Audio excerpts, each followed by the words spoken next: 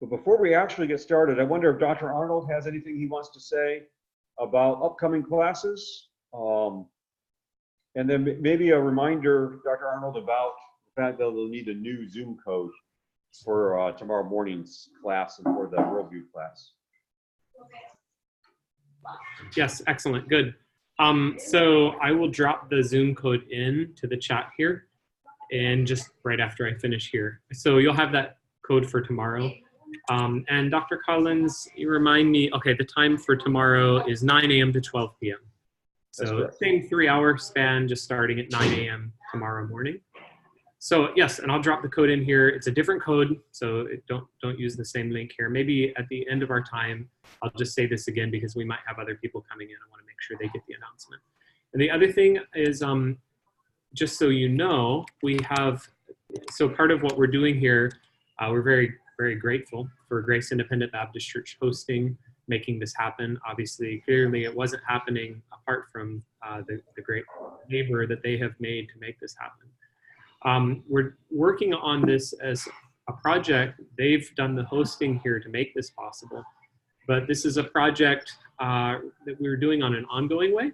And so we've been offering classes for about 3 years now, completely online. And they're these same kinds of classes Dr. Collins has done a number of lectures for. So I want you to know about that. And it's in partnership with Grace Independent Baptist Church that we've worked to offer this mini conference here. The next class coming up is Biblical Theology, focused on intertextuality. That starts actually on Monday. And so I'll put the link here for that as well. There's some information here about that class, and then different teachers. You'll see Dr. Collins is listed here, and then quite a number of other teachers will be sharing. So anyway, we're excited about this. The concept of intertextuality is just to say that you have Old Testament passages that are quoted in the New Testament, and understanding how those work together helps you unlock how the entire scripture works together. And we've seen that. Dr. Collins has been doing that here. Each time he takes a passage in Revelation, links us back to Daniel 7, links us back to so many Old Testament precedents. He's doing the intertextuality analysis.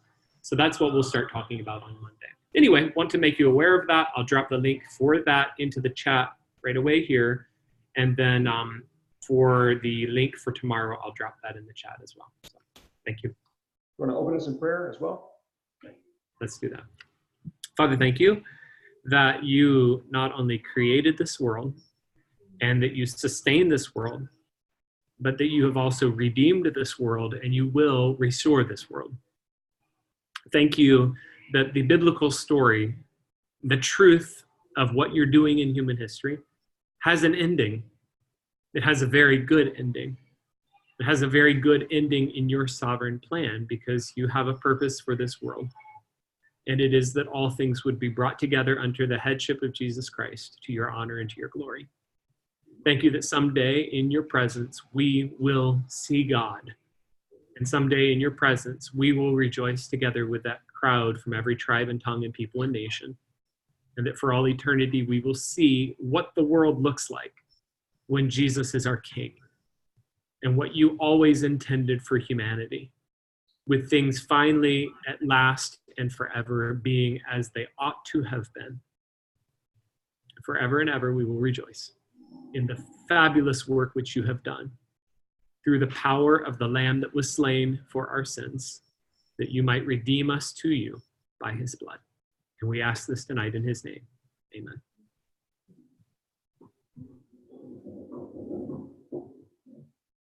Well, good evening. It's good to be back again.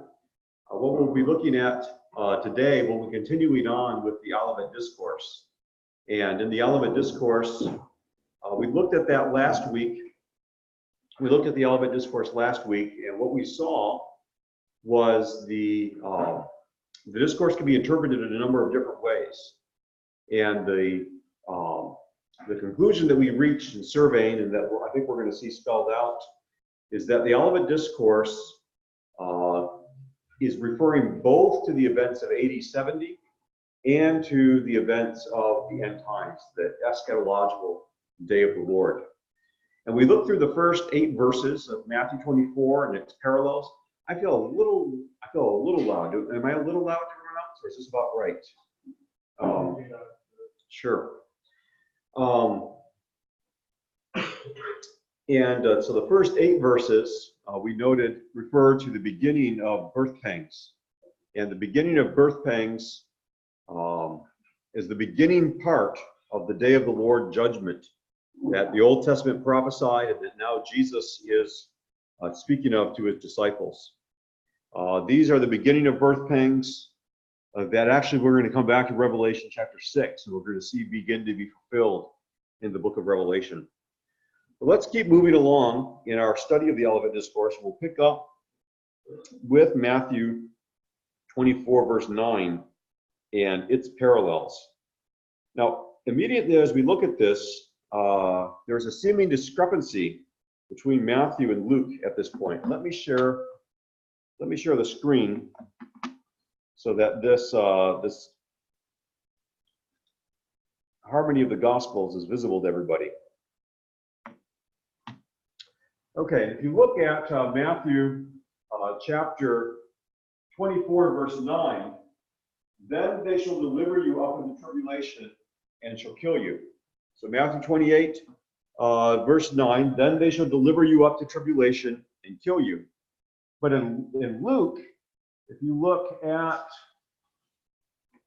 let's see here. I may need to scroll up.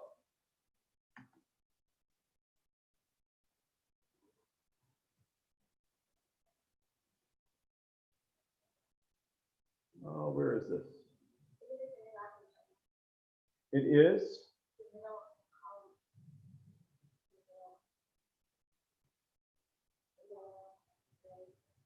Yes, and that's Mark. And so I'm looking forward to Luke. I'm sorry about the delay here. When shall these things be? And it's not immediately. Then he said to them, okay, right here, verse 12. I found it now. You look at verse 12 of Luke chapter 21. But before all these things, they shall lay their hands on you and shall persecute you, delivering you up to the synagogues and prisons. And note that Matthew was then they shall deliver you up unto tribulation and kill you. So you have a before these things, and then would seem to be indicate after, or at least at the same time. So how do we handle this seeming discrepancy? Well, Luke's time reference is the clearest out of all these passages.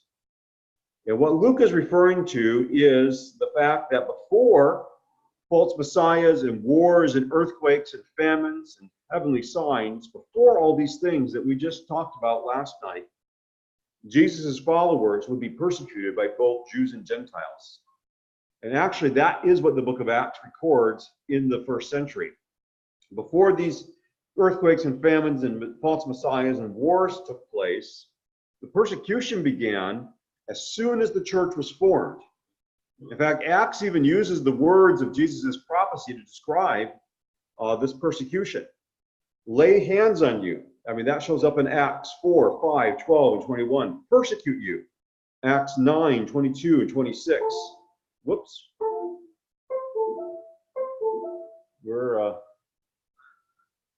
You lose everything again? No, I think we're still connected. I think two governors, and all of that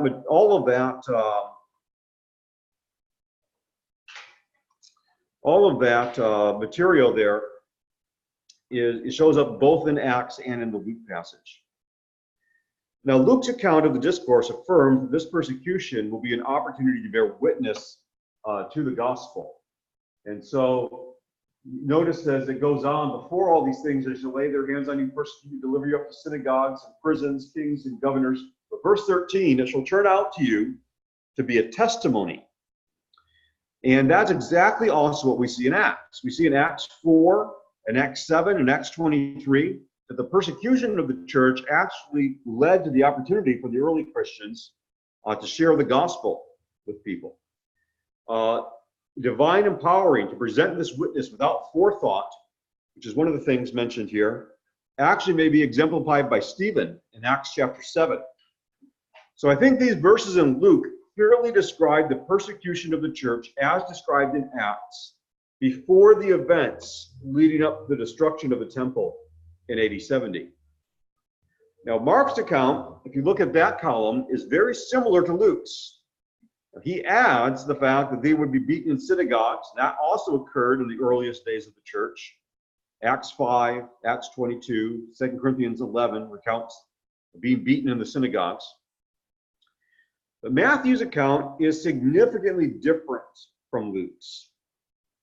Now, if you look at the highlighting here, in both of them, so you have the gray, they shall deliver you up. They shall deliver you up. That's the commonality. So in verse 19 of Matthew, let's see if I get my mouse over here for the people in the room. They shall deliver you up. And in Mark, they shall deliver you up. And in Luke, they shall deliver you up. All in the gray there, kind of at the top of the screen. But notice that the wording is different. Matthew doesn't mention these Jewish features, Sanhedrin or councils or synagogues, the way that Mark and Luke do. What is interesting is that Matthew does parallel Mark and Luke. So the things that we read in Mark and Luke here in the Olivet Discourse, Matthew does parallel them, but not in the Olivet Discourse.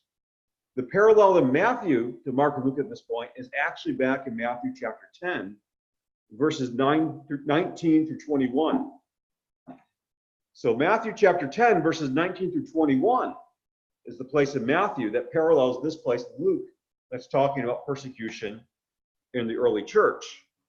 And I think we can account for this fact by the fact that Jesus, as he traveled from place to place, said the same thing at different times in different places. Think about an evangelist who travels to different churches, and he'll preach that same sermon at multiple different places. And so Jesus, he's traveling a lot around Galilee and Judea, and so he'll preach the same things in different places. And that's why we have, in different contexts in the Gospels, the same message that's preached, or at least variations on the same message.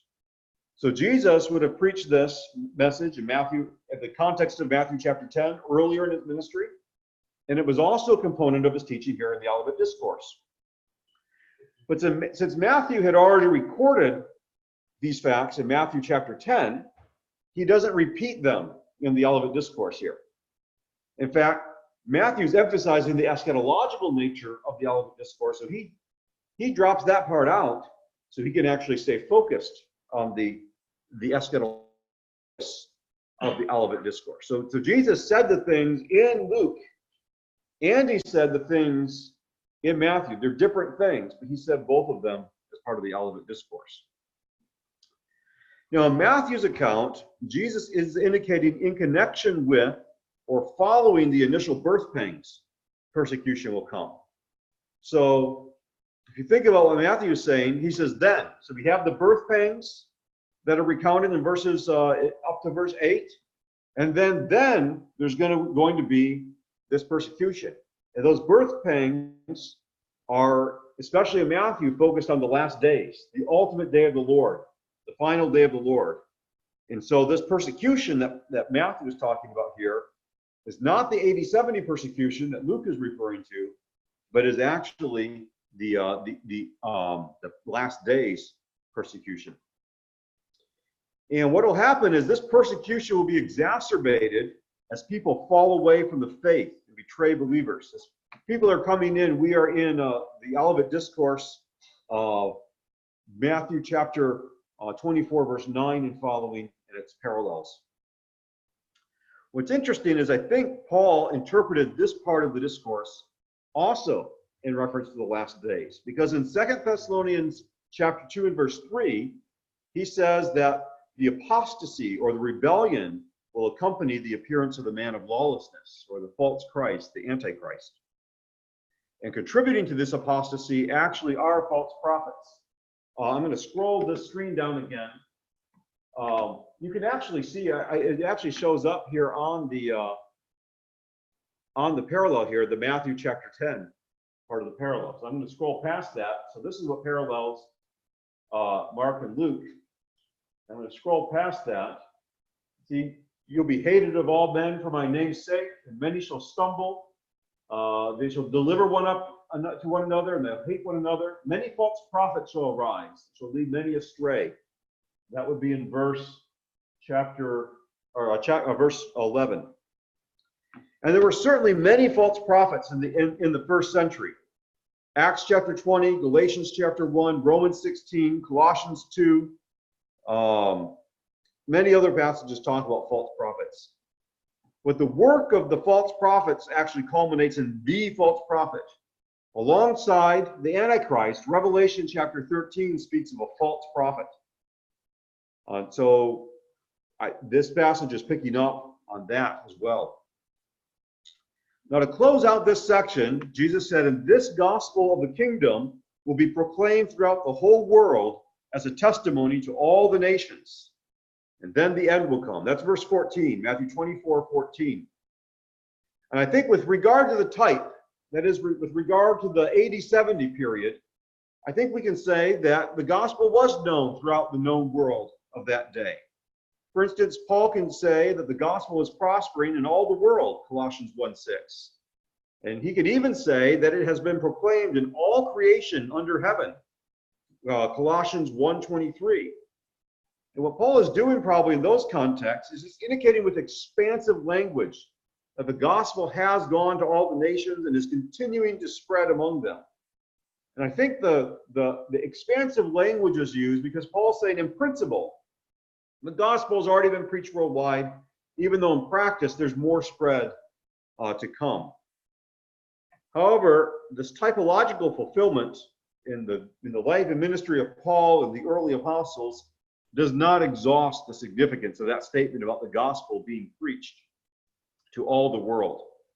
I think the ultimate end in view is the one mentioned in chapter 24, verse 6. The end of the day of the Lord when the Son of Man returns to earth. That's the ultimate end in view. And before the Lord returns, there's going to be the gospel that's preached to all the earth. Now, the commentator Alford argues that despite this typological fulfillment that we mentioned, that in Paul's day, Paul can speak about the gospel being preached to all creation. In a wider sense, this statement implies that the gospel will be preached to all the world, literally taken. Before the great and final end, when Christ returns to the earth, the gospel will actually be preached, not just in principle to the whole known world in Paul's day, but really to everybody throughout the entire world. The Old Testament prophets, they look forward to a day, actually, when all the nations would be gathered to worship God. There may be an allusion to that here. Richard Hayes says, one suspects that Isaiah hovers somewhere in the background. Passages such as Isaiah chapter 2, with the nation streaming up to Jerusalem, Isaiah chapter 49, Isaiah chapter 57, Isaiah chapter 60. Just to reiterate that, because I know if I rattle off these passages, they may be hard to write down. Isaiah chapter 2, Isaiah chapter 49, Isaiah chapter 57, Isaiah chapter 60. These might be allusions to the fact of the Gentiles being brought to worship God at Jerusalem. Revelation itself also predicts the worldwide proclamation of the gospel.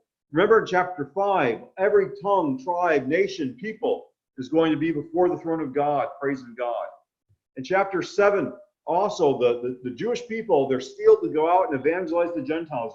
And a multitude of Gentiles that cannot be numbered are actually gathered in to praise God. Revelation 14:6 also talks about the worldwide proclamation of the gospel. So the ultimate fulfillment of this statement that the gospel of the kingdom shall be preached to the whole world for testimony to all the nations. The ultimate fulfillment of that prophecy will come to pass during the day of the Lord that is predicted by Revelation. During the day of the Lord, and this is what Revelation is talking about in Revelation chapter 7. People are actually being evangelized during that day of the Lord and coming to Christ. Now, the eschatological, I'll say this. Matthew 10, I noted that Matthew chapter 10 paralleled Mark and Luke. And Matthew chapter 10 is focused on the first century. But by the time you get to the end of Matthew chapter 10, it looks like, again, you've kind of telescoped off into the future. And the fact that Matthew 10 eventually reaches the eschatological future, I think casts the parallels of Mark 13 and Luke 21 in a little bit different light. We noted that Luke was especially focused on AD 70, and I think that's true. Luke is emphasizing the typological fulfillment. But Mark in particular has two eschatologically oriented parallels with Matthew in this section. In Mark 13:10, and that's that orange part, it kind of stands off by itself here, I think. No, it's not. It's up right up here, Mark 13:10. The gospel must first be preached unto all the nations. And you notice there's some parallels with Matthew there. That's what the orange here indicates. And then down here, he that endureth to the end, the same shall be saved. Mark in particular has two eschatologically oriented parallels with Matthew in this section. Those two verses, I think, point towards the future. So again, the AD 70 and the eschatological future are all kind of mixed in together, with Luke emphasizing AD 70, Matthew emphasizing the future, and Mark kind of in between. So let's do a little recap. Let's tie up verses 4 through 14 of Matthew 24 and then its parallels. Many people understand Matthew 24, 4 through 14 and its parallels to describe the entire church age. So it begins with the ascension of Christ, and it goes all the way through the church age until the return of Christ. And it is certainly true that false Christs, wars, famines, earthquakes, persecutions, all these things that these verses talk about have existed since the church was established until the present. However, this verse is not simply saying that these things are going to happen. It's not giving us a disjointed list of events that will happen in a kind of a scattered fashion throughout the entire church age. What we're getting is these events in these verses actually are occurring together, and they're forming a pattern of events that was fulfilled first in AD 70, and that same pattern of events is going to be fulfilled in the future day of the Lord. There were antichrists leading up to AD 70, but in the last days, the Antichrist will appear, Revelation 13. There were wars and rumors of wars preceding AD 70 in the fall of the temple. But in the last day, they will increase, according to Revelation 6, 3 and 4. There were famines in the early years of the church, but they will be devastating during the ultimate day of the Lord, according to Revelation 6, 6 and 8. Earthquakes occurred prior to Jerusalem's fall, but in the last days, the earthquakes will be utterly world-shaking. Revelation 6, 12, 8, 5, 16, 18. The believers of the early church were persecuted, but the tribulation period will be a time of unprecedented persecution. Revelation 6, 9 through 11. There were false prophets in the early decades of the church, but the false prophet will arise alongside Antichrist. Revelation 13, Revelation 15. Finally, the gospel made tremendous advances in the early decades of the church. And the tribulation period will also be a time of great evangelistic harvest. So just summarizing all those key events in these verses, I think you can see they all happened in AD 70, and they all happened in a much greater fashion, or they will happen in a much greater fashion in the final eschatological day of the Lord. So good time for questions, since we've reached the end of a major section of the Olivet Discourse. Any questions up to this point about what we've been talking about, both on the Zoom chat or here in the room? So you could just... What is that?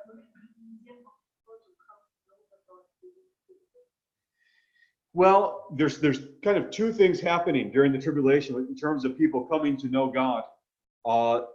Revelation 7 does say there will be great evangelism going on, and there will be people that will come to Christ during the tribulation period. But Revelation 6, the end, and other places too, shows that even though there are devastating judgments that come upon the earth, there are people that are going to have very hard hearts. They're going to know they're being judged by the Lamb, and they're going to rebel against him, and their heart will not be softened by they'll kind of be like Pharaoh. All the plagues of Egypt come on Pharaoh, and you'd think, well, Pharaoh would submit himself to God, but instead his heart is hard, and that is how many of the people in the tribulation period will be. So you kind of have both responses. You have people that are hardened, and then you have people that come to Christ. Very good. What's that? Okay, the Holy Spirit will not be in the tribulation period. That is an interpretation of, and that is one possible interpretation of 2 Thessalonians chapter 2 about the restrainer. And to be honest, I haven't given that passage sufficient study to render a verdict on that personally. I hope to get to that, but I haven't at this point.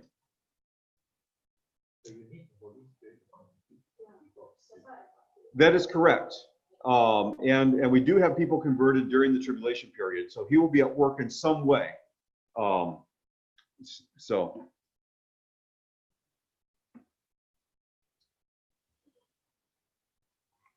what we'll start in next is Matthew 24:15, verse 15 and following. But any questions on the first 14 verses? Anything that wasn't clear? Anything that you would like to be made clear?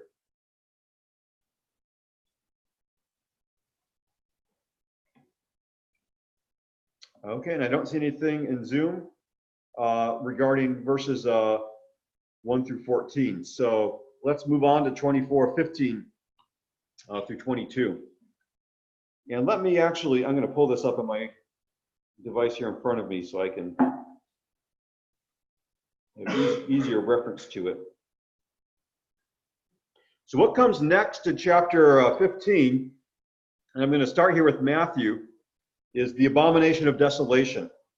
So when you see the abomination of desolation spoken of by the prophet Daniel standing in the holy place.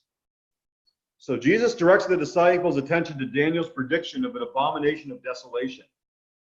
Yeah, I think when it says, let the reader understand, I think that's probably Jesus talking to the people that he's speaking to. Let the reader of Daniel understand what this is about. Now this phrase, abomination of desolation, occurs in Daniel chapter 9, verse 27, in Daniel chapter 11, verse 31, and in Daniel chapter 12, verse 11. So abomination of desolation occurs in Daniel 9:27, Daniel 11:31, Daniel 12:11.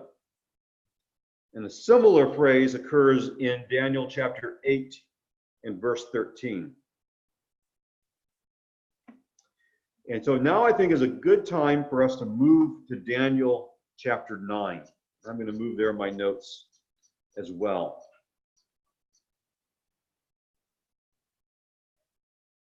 Sister Young did raise a question as we're turning back to Daniel chapter 9. She raised a question about the end shall come, then the end shall come. And I think the end there is referring to the end of this day of the Lord in terms of the judgment with the return of Christ.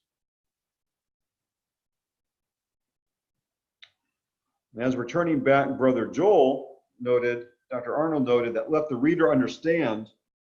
The idea of reading understanding is an important idea that shows up in Daniel many times, such as in Daniel chapter 12 and Daniel chapter 12, verse 8 and verse 10. So it gives the impression that Jesus is calling to mind even what Daniel was calling his people to understand the book of Daniel. Now, we've been in Daniel several times. There's been several times in our study of Revelation has directed us back to the book of Daniel. We looked at Daniel chapter 2 with the 4 kingdoms, and Daniel chapter 7, which was also about those 4 kingdoms, and then the establishment of Christ's kingdom. But Daniel chapter 9 is a really important text. It's a cornerstone text, where if you understand Daniel chapter 9, a lot of other pieces will fall into place. And if you don't understand Daniel chapter 9, then you're going to be lost in a lot of these prophetic passages.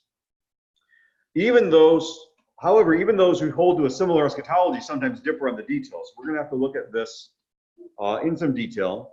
But I would note that the disagreement doesn't hinder the general agreement on the main significance of the prophecy. We all understand that this prophecy is about the work of the Messiah.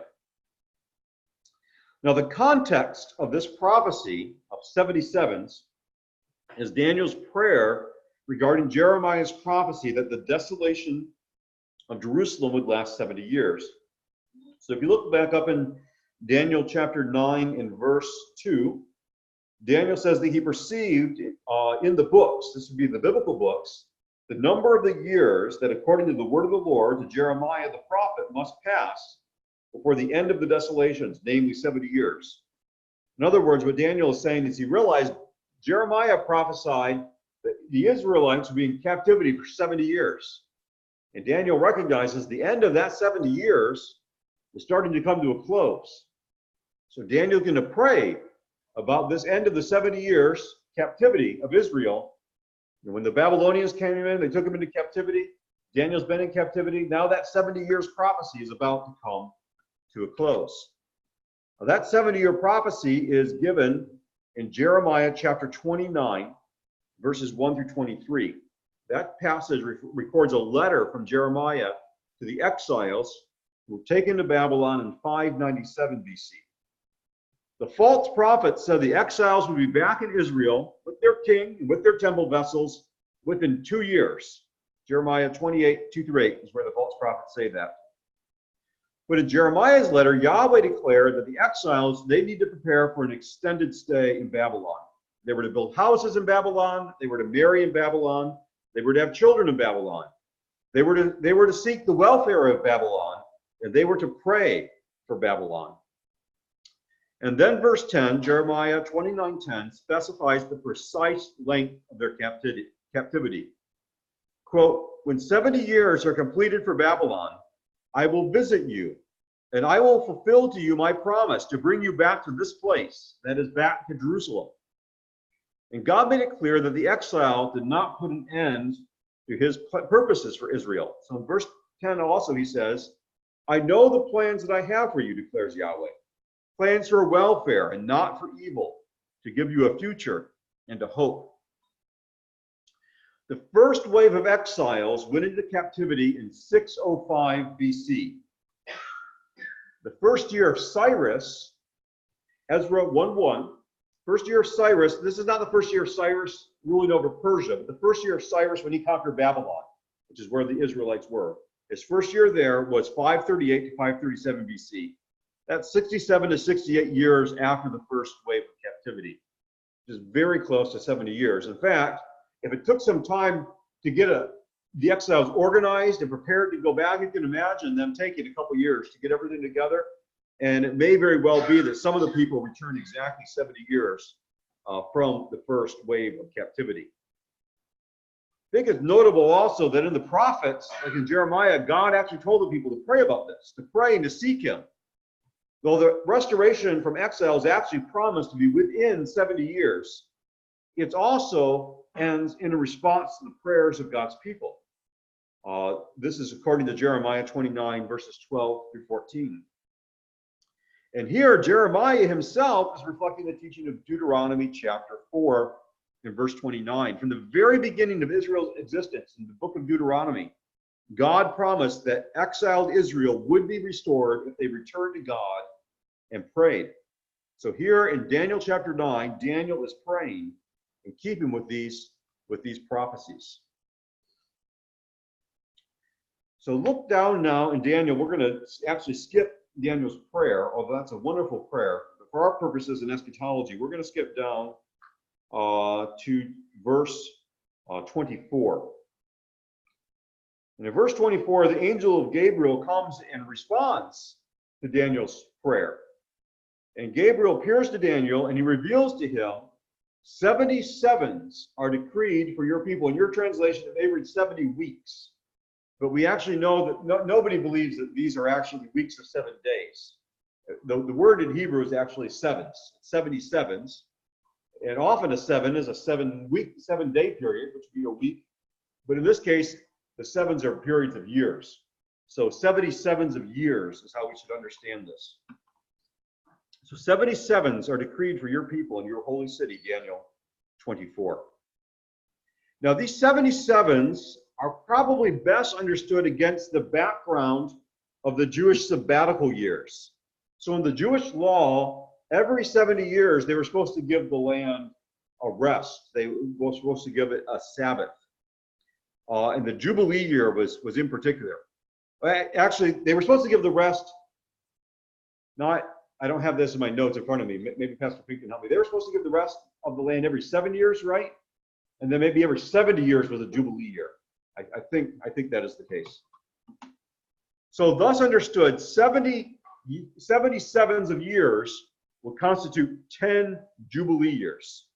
And the last, the 70th seven, will be the ultimate Jubilee. And the Jubilee is a period of especially rejoicing in all the plenty that God has given to them in their land.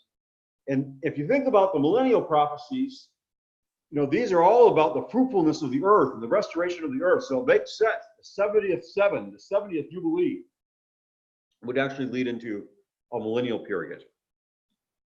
So I think that's the background to the fact that this is a 70th seven. Yes, Brother Kenneth confirmed. Leviticus 25, verse 4, the seventh year, this would be a Sabbath, a solemn rest for the land. So every 7 years they had a Sabbath year, and then on the 70th year, that was the Jubilee. That was the Jubilee year. Deuteronomy also lets us know that this has an eschatological focus to it. In Deuteronomy, and this is, I think, also, what did I quote earlier? Deuteronomy chapter 4, verses 29 through 30.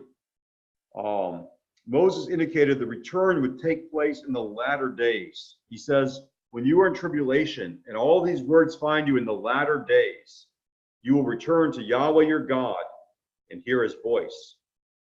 Now, latter days doesn't necessarily mean the very end time. It just could be days that are later on. However, it is often used in the prophets to refer to the Messianic age. And it's even used clearly eschatologically by Moses in Numbers. So I think it's best to understand Deuteronomy 4:30 here to be talking about the last days. Because the return to the land that it's talking about is described in terms of the new covenant being implemented and in terms of the new creation. So we're looking forward to a latter-day restoration of Israel in these prophets. Okay, so that's the background. That's the background to Daniel's 77s. What should we make of the actual 77s? These 77s that tie into the return to the land after the 70 years prophecy and the eschatological return to the land that the Jubilee years look forward to. Now let's look at the actual prophecy. 77s are decreed about your people and your holy city to finish transgression, to put an end to sin, to atone for iniquity, to bring in everlasting righteousness, to seal up both the vision, the prophet, and so forth. Well, how should we understand these 77s? I've already argued that these 77s should be understood as sevens of years. But I should note that's not how everybody understands them. Some think the 77s are just symbolic. It's just symbolic for a long period of time. And then other people actually hold that the sevens are 7 years in length.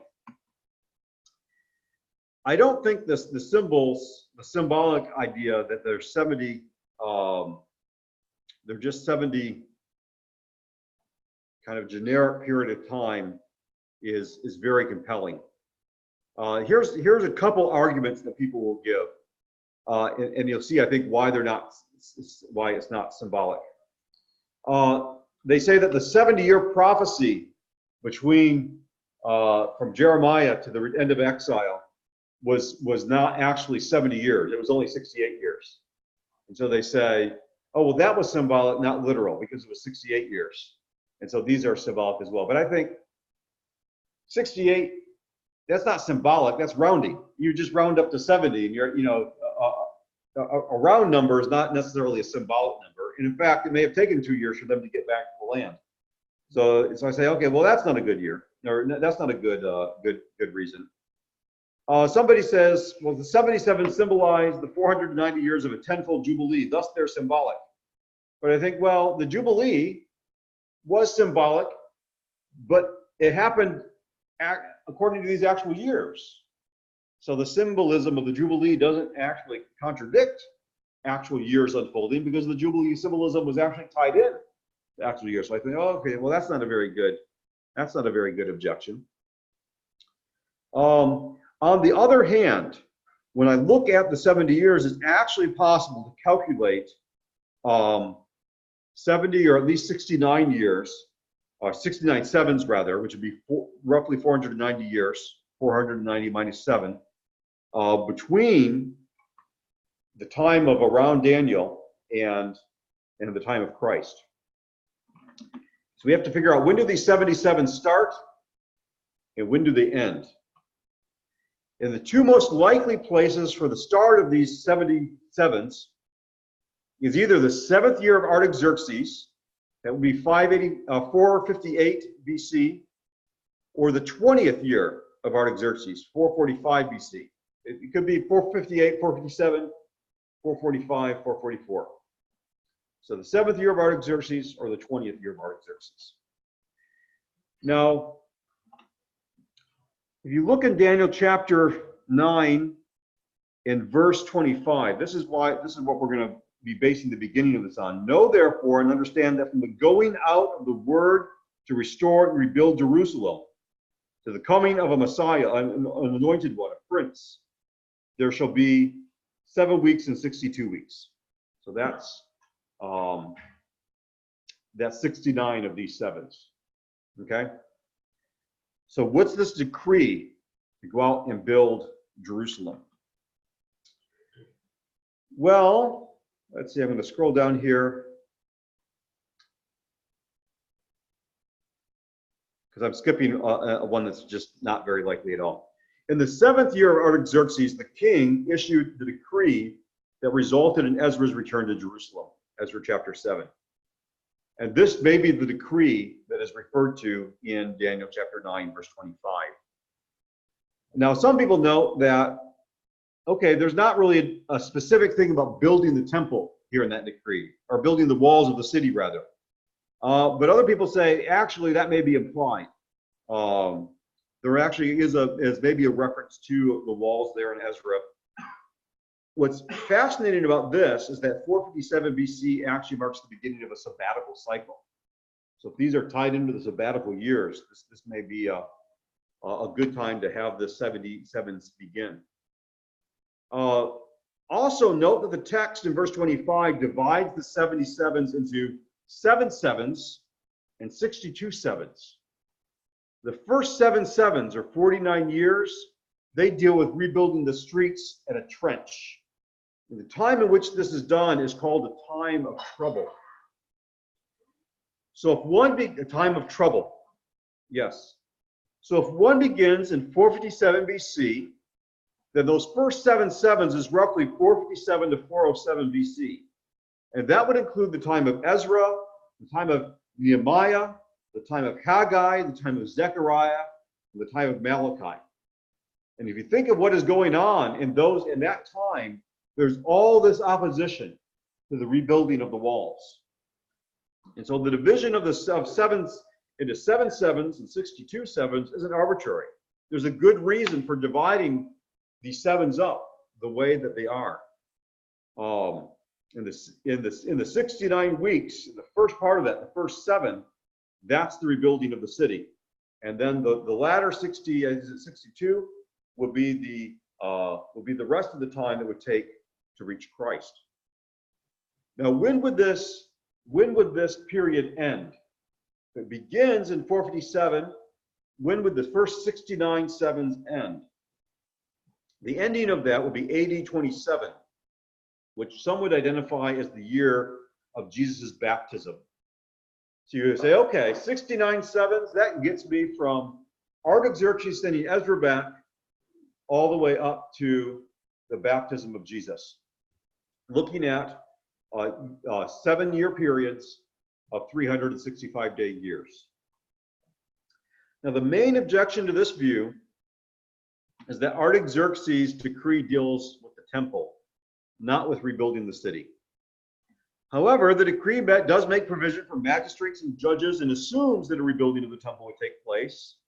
And Ezra 9:9 may include an inference from Ezra that a wall is actually going to be involved.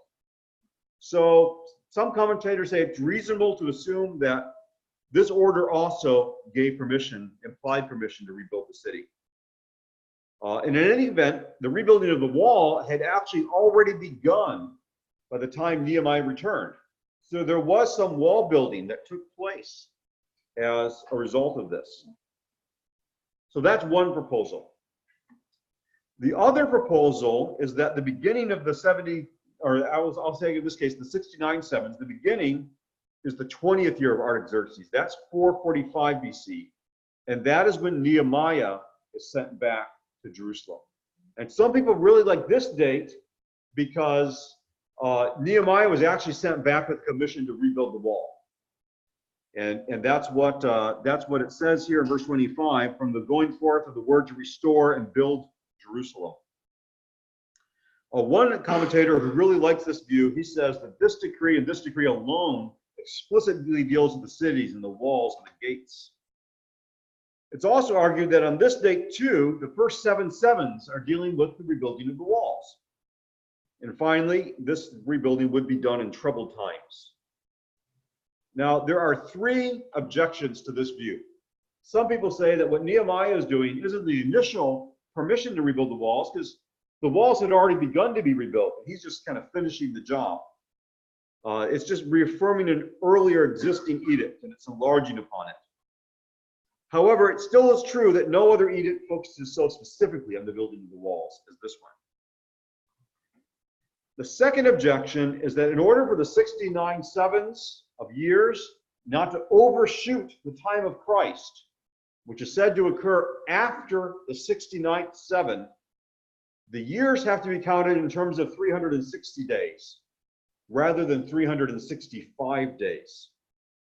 And some people argue the ancient people, they never used years that were merely 360 days. If they had a 360-day year, at the end of the year, either as a month or every few years, they would actually add in the extra days to make up for what's lost. You know, we have a leap year. We add an extra day. They're working on a lunar calendar, and so their years were shorter, and so they would add in maybe an extra month at the end of the year, or every couple years they would add in, some time. I don't know if it'd be a full month at the end of the year if it was just for the single year. Actually, probably just some extra days. Be about 5 days, I guess, that you would need extra at the end. Or if you wait a couple years, you would have like a leap month that you would include, and that both things would happen. However, I think the fact that sometimes these months are added every few years could indicate that maybe 360-day years, that's not impossible. Maybe that's what, without these months being added in just for the terms of the calculation here. What's interesting is Revelation, when it's talking about 3.5-year periods and it refers to those in terms of days a month, it does seem to be operating with a 360-day year. So, okay, this is at least a possible interpretation. Oh, and it's also an interpretation that the very earliest interpreters in the early church, some of them held to that interpretation as well. Finally, some object to the fact that using a 360-day year requires you to date the crucifixion at AD 32 or AD 33. And these people say, we actually think the crucifixion happened in AD 30. But there's good arguments for an AD 33 date as well. So when I look at these two options, the 7th year of Artaxerxes, the 20th year of Artaxerxes, either way, I think both are plausible. And what does that tell me? That tells me that these are likely actual 7-year periods of time. I don't need to make these big symbols, because if there's 2 reasonable ways for me to understand, okay, from the beginning of the rebuilding of Jerusalem until the coming of the Messiah, I mean, it fits so closely. I mean, it's so close, it's just like, why wouldn't I accept that this is a 7-year period rather than symbolizing the years out? Oh, and the 70-year prophecy that this came from happened right in 70 years. So I have precedent then for understanding these as actual 7-year periods, 69 periods of 7 years. I keep saying 69 because it says that the Messiah comes after the 69th year, and then we're going to talk about what happens in the 70th seven. Dr. Arnold said that he likes having two options that both work. He says that can't be inferior to having one. So even if we aren't sure which one is the correct, we know that one of these two options works for us. Okay, what is the purposes? What are the purposes for these 77s? Oh, you know what? This is actually a good time for a break because we're right at 8 o'clock. So any questions before we break? Maybe in the last 3 minutes of the hour, any questions? And then we'll have a break.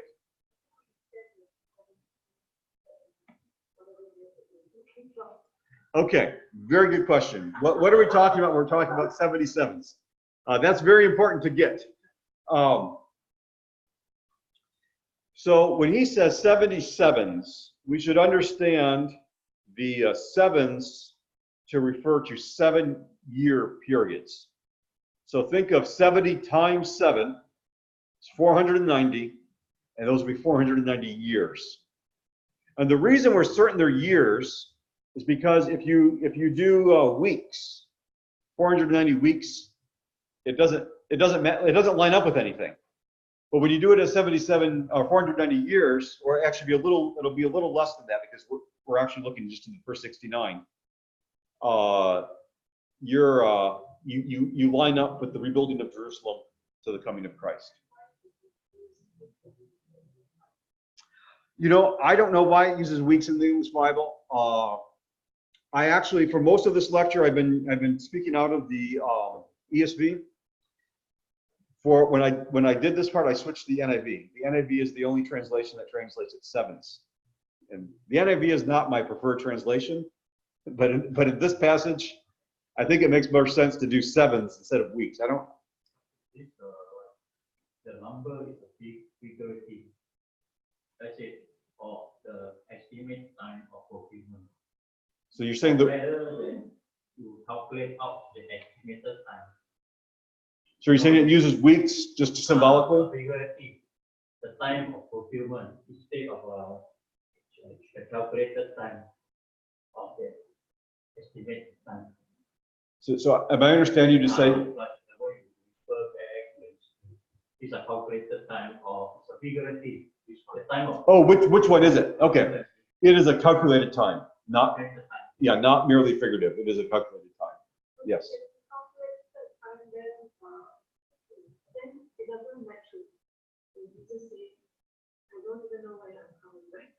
Okay. We will get to that.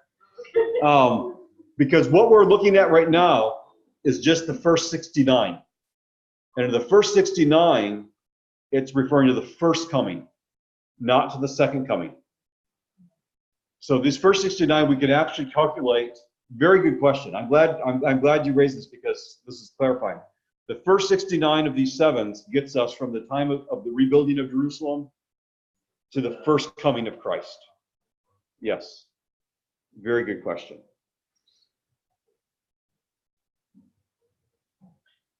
Any other questions?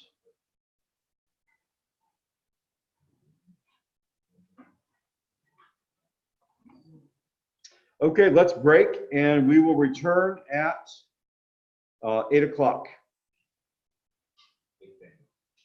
I'm sorry, 8:10. 8:10. That would be a very short break if we return at 8 o'clock. 8:10. Thank you. About the millennium. Yesterday we talked about the rapture. There's a very helpful 3 Views on the Rapture book with Craig Blazing, authored the pre-tribulational position in that book. And he also authored in the 3 Views on the Millennium. He authored a book, he authored an essay in that book for the premillennialist position. Both of those books are very helpful. Another helpful resource is, there's some resources by Matthew Waymeyer, and he's done some really good work on the millennium. And so you may consider looking up his books. Matthew Waymeyer. Michael Vlach, V-L-A-C-H. is another author who's done some good work on eschatology. And he's also written a brief book on premillennialism, as well as a very lengthy book, thick book on the kingdom of God. So that would be another one to consider. Robert Culver, he wrote a fairly big systematic theology, and he has done some excellent work on in that systematic theology and eschatology. And so I would commend him. He also wrote a smaller book called Daniel in the Latter Days. That was actually written back in 1954, but it's still very, very good. I pulled up my notes just to actually get the title for the Matthew Waymeyer book.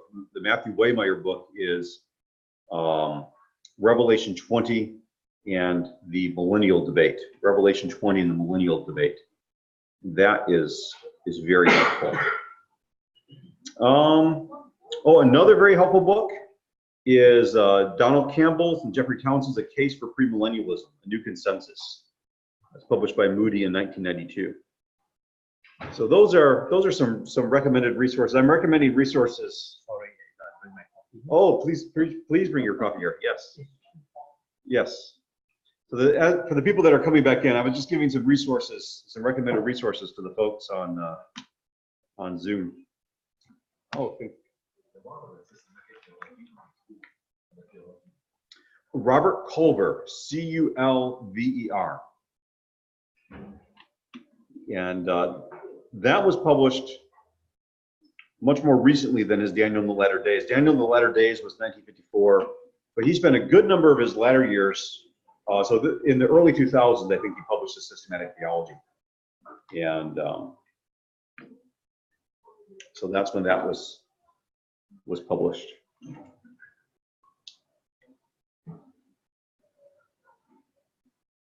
Looking through my notes here at some other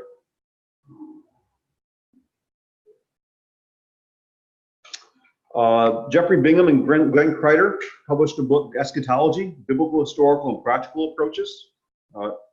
That's a series of, it's a collection of essays, and some of the essays are stronger than others, but that's still a good work to have. Stephen James recently published a book called New Creation Eschatology in the Land, a survey of contemporary perspectives. That is an excellent book. That's arguing for the fulfillment of the land promises in the millennial period. Something more practical, Walter Kaiser's Preaching and Teaching the Last Things is also very good.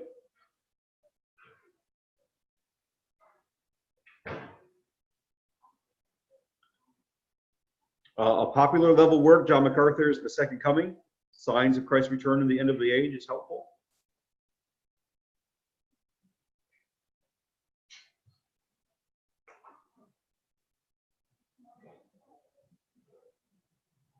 And then one last one, Leon Wood, The Bible and Future Events, an introductory survey of last day events. That's another helpful resource. Well, most of the people have made their way back to the room. I'm starting to see faces again on Zoom. I was just giving, for those that were back earlier, I was just giving some resource recommendations.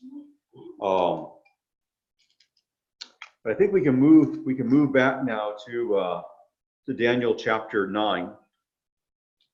And what we'll look at are the purposes for which Daniel, for which these 70 weeks were given.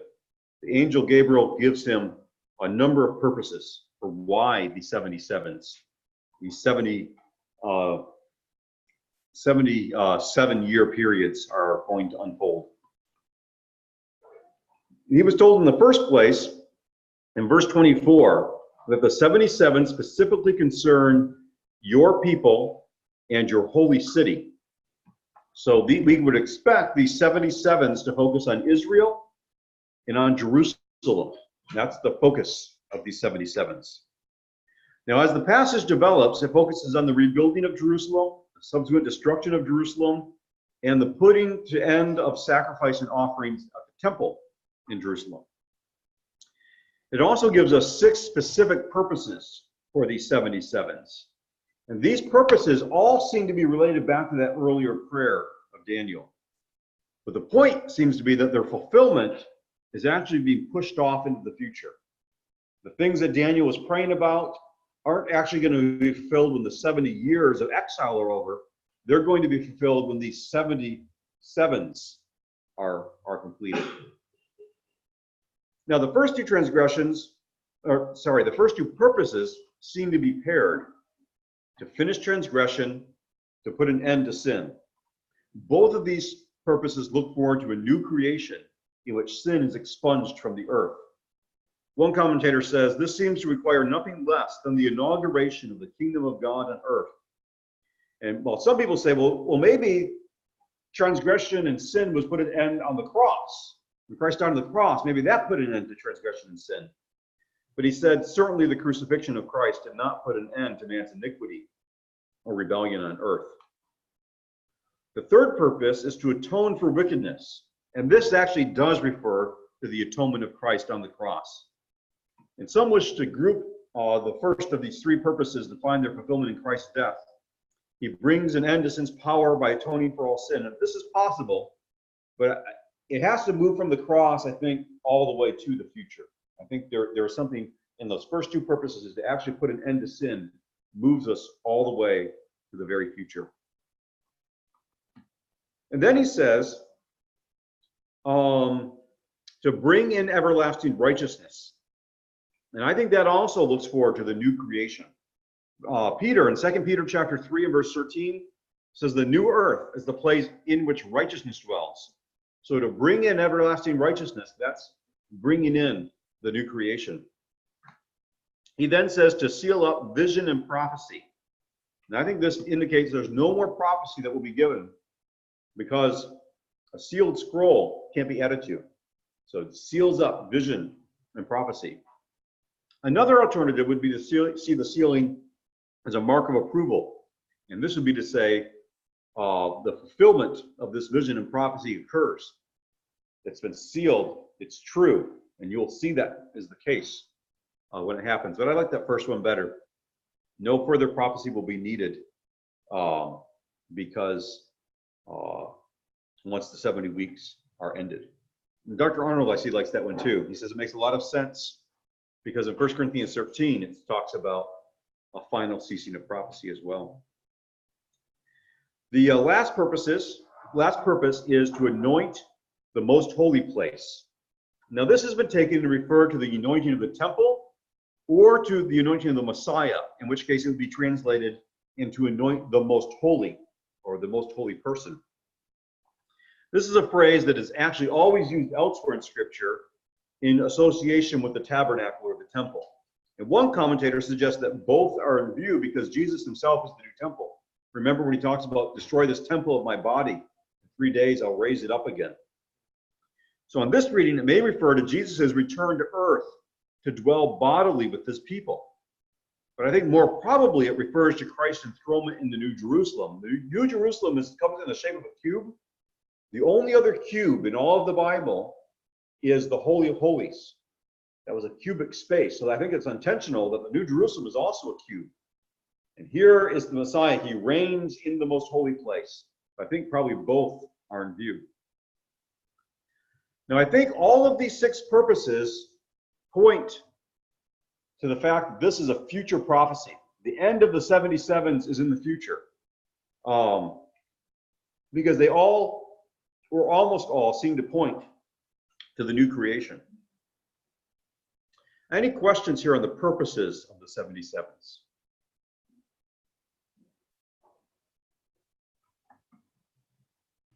Yes.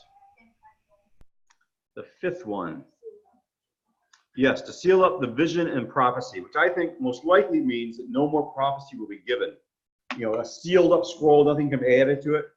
So no further prophecy will be needed once the 77s have ended. Of course, the 77s, we're going to argue, end with the return of Christ to earth. So there's no more prophecy needed when he returns. He's then fulfilled the prophecies. Good question. Any other questions? I'm interested by the way you went with these, because when I've talked through them before, I think I've gone in more of a like soteriological direction, and particularly like prophecy, sealing up prophecy is clearly more eschatological. But I was just processing the difference between the way you read it and the way I've tended to read it. And I think it's probably like an already not yet thing, in the sense that, you know, he's bringing in righteousness. I'm already enjoying some of that, but it's not yet the everlasting righteousness. It's not yet putting an end to sin, though he's already doing some of that in my life in this already not yet kind of way. Anyway, I don't know. I'm kind of intrigued by some of that. Yes, yes. So what Dr. Arnold, I'm not sure the microphone was projecting as much tonight as in the past, so I'm going to repeat that. What Dr. Arnold was indicating was that some of these things we see partially fulfilled now, like to bring in righteousness. Well, we're seeing that among Christians even today, where we are being made more and more righteous. But the final fulfillment of that is future, the new creation in which righteousness dwells. And so there's a bit of the already and not yet there, where we see already some fulfillment, but not yet the full fulfillment. Let's move on to the 70th seven. Verse 26, it says, after the 62 sevens, the anointed one will be put to death.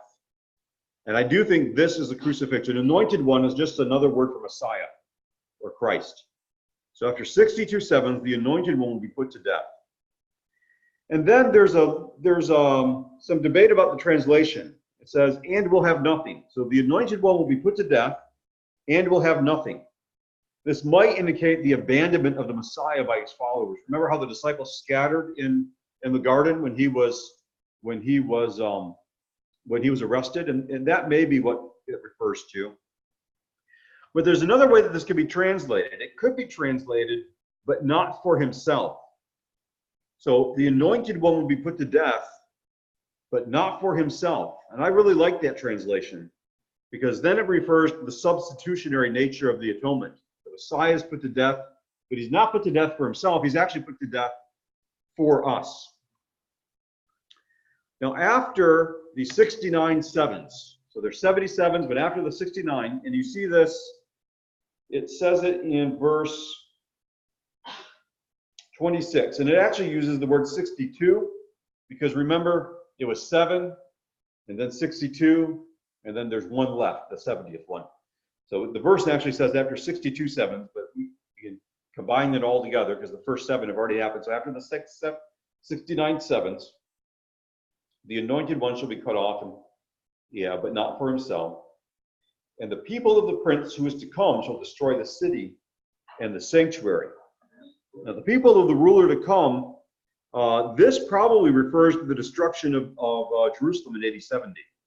It's after the crucifixion of Christ, it's after these 69 weeks have occurred, and that is when the Romans actually conquered the city and destroyed the temple.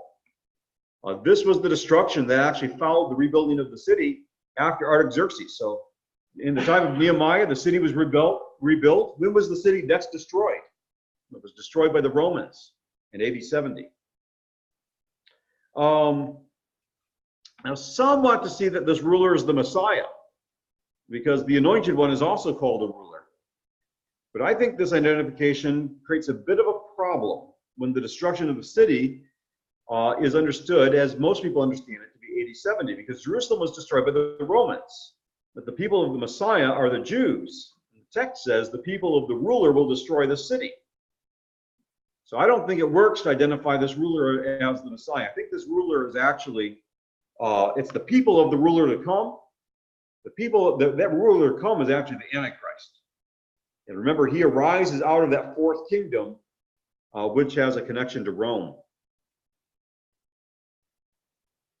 And we know this clearly from Daniel chapter 7, verse 8, and Daniel chapter 23 and verse 24, that the Antichrist is connected to that final kingdom, which is Rome.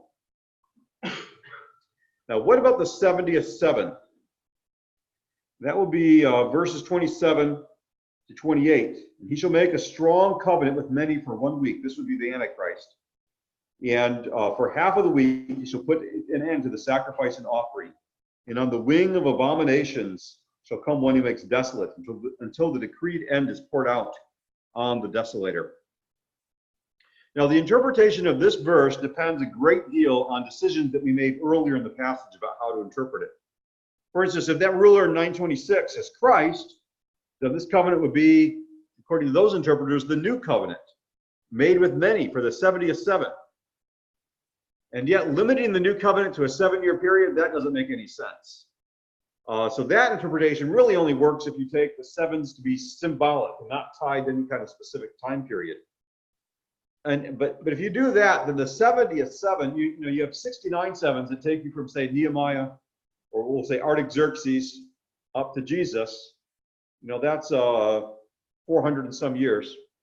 And then 2,000 years for the 70th seven? That seems all out of proportion. That just doesn't seem reasonable. So I think we're confirming that these are actually 7-year periods. There's also a debate about when this verse takes place.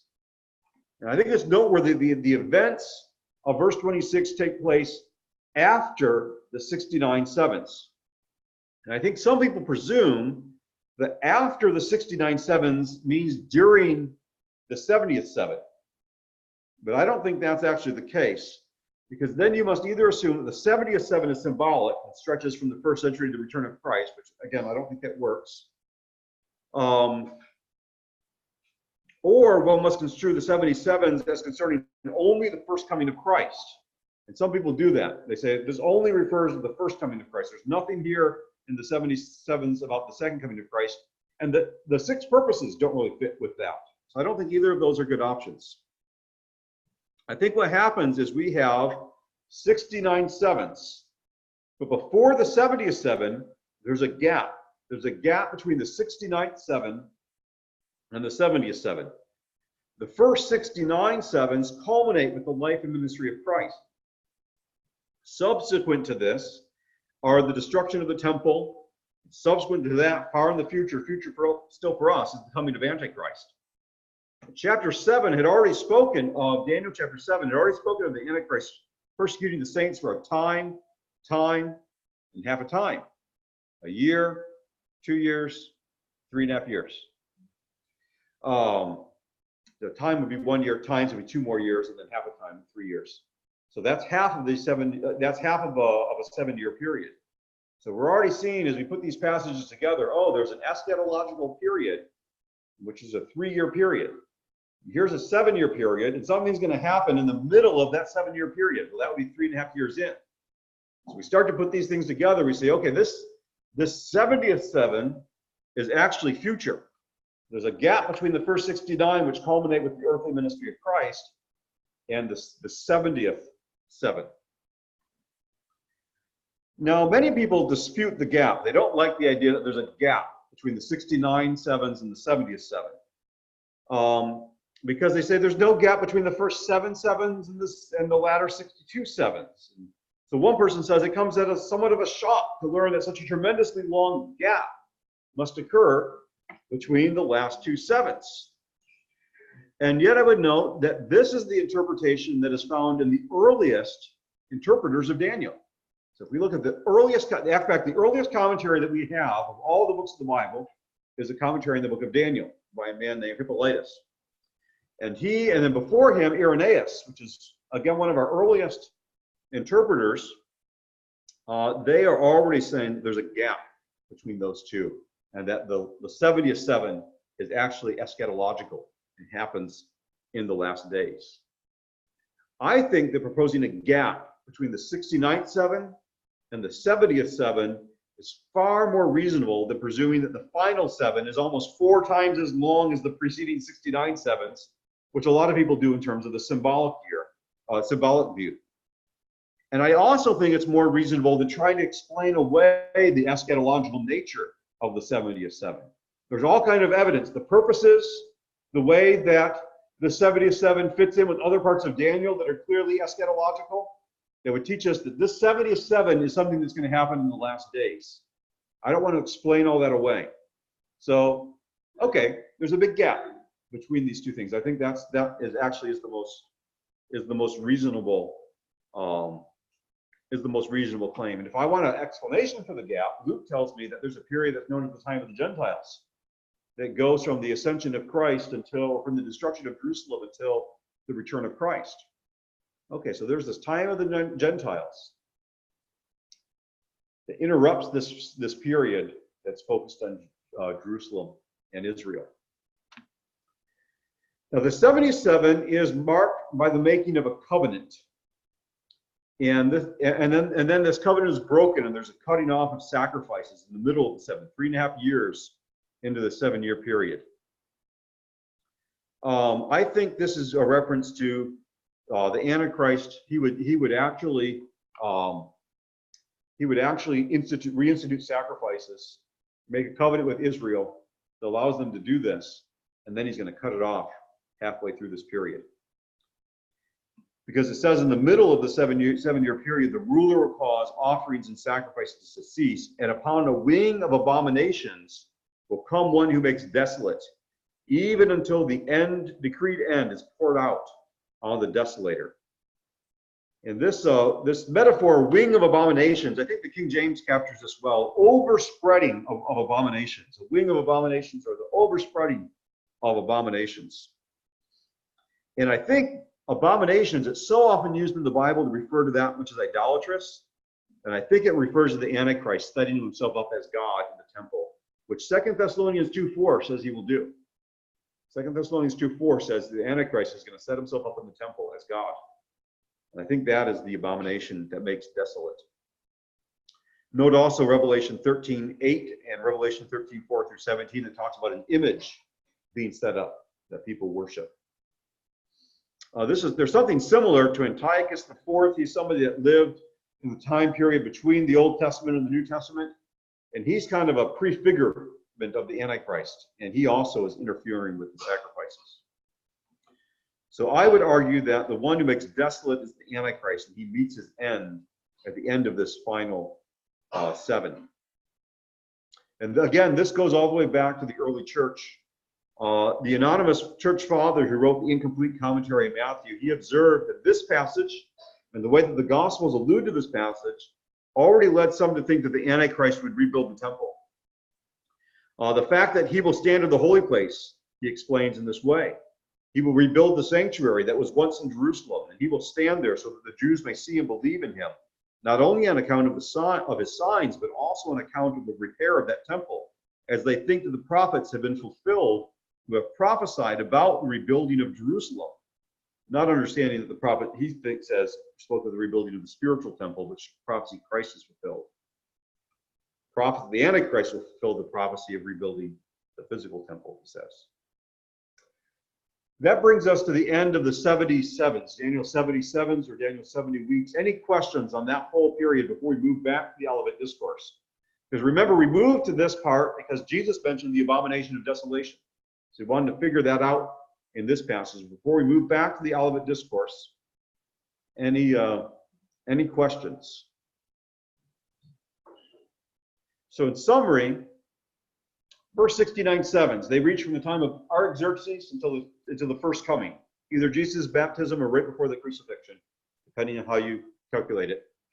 There's a gap then. And at the end of that gap, we have a 70th 7, a 7-week period. A 7-year period. Halfway through that, the Antichrist sets himself up as God in the temple as the abomination of desolation. What's that? And there will be a rebuilt temple, yes. Very possibly, right. I would think so, yes. They know where that spot is.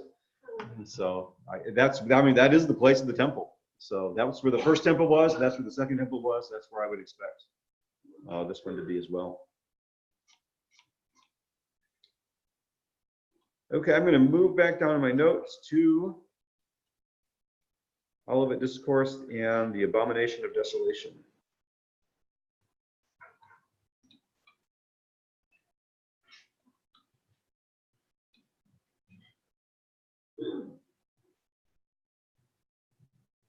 But I'm going to share the screen again with the folks on Zoom so they can see the parallel text. I'm sorry that text in red are the ones in the room here. It's so hard to read. But,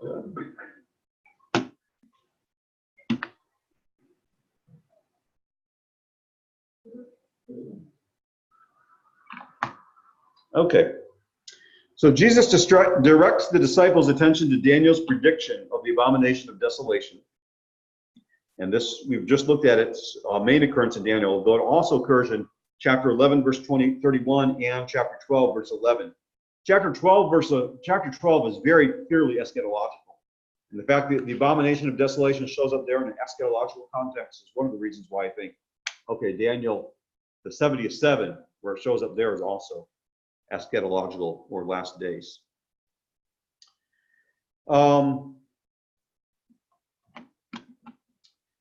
Because of the reference to Daniel in Matthew and Mark, I think they probably have the antitype in view. That means they have the last days in view. Now, many have tried to identify a first century fulfillment for the abomination of desolation. Some think that some say that there was an installation of a false high priest in AD 70, and that was maybe the abomination of desolation. One commentator notes that Josephus indicated there was shedding of priestly blood in the sanctuary prior to AD 70. In fact, very close to 3.5 years before the destruction of Jerusalem that occurred. So maybe that was the abomination of desolation. But Mark is very helpful here. Mark in 13:14 actually identifies the abomination of desolation as a person. Mark 13:14 reads, "When you see the abomination of desolation standing where he ought not be." And I think the referent there is best understood to be the abomination. The abomination is a person.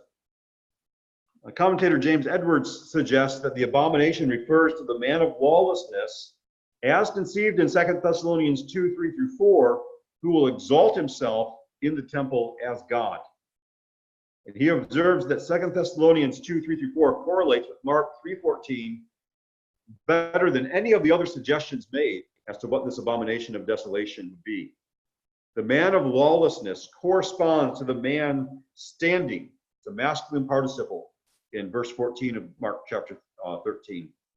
And the description of him parroting God in the temple correlates with the abomination that causes desolation, standing where he does not belong. Both 2 Thessalonians 2 and Mark 13 depict a blasphemous antichrist who will do a scandalous deed that will trigger the return of the Lord. Both of the texts warn disciples against the mistaken assumptions, especially against being deceived by signs and wonders. And I think we can expect the Antichrist to do signs and wonders as he portrays himself as God. In fact, two commentators on Matthew, they both co-wrote a very esteemed commentary on Matthew. They propose that 2 Thessalonians 2:3-4 is actually based on this teaching of Jesus in the Olivet Discourse, that Paul is actually exegeting this text as he's writing. Thus, Mark indicates that Jesus foresaw the rise of a terrible antagonist, an antichrist, who at some future time will unleash a severe tribulation on the people of God, which will in turn usher in the return of the Lord. I see once again, Paul is interpreting the Olivet Discourse eschatologically. He did that in 1 Thessalonians chapter 5, when he talked about the birth pangs and referring that to the end times. And here he's talking about the abomination of desolation, and he's referring that also to the end times. Commentators on 2 Thessalonians also make these parallels. And actually, they also make parallels to Daniel 12:10, which is one of the other passages that talk about an abomination of desolation. In fact, like all three of these passages are being put together, and even some stuff to Daniel 7 about the little horn is all kind of being combined in these passages. So I think the typical event which prefigures this eschatological abomination is given in Luke.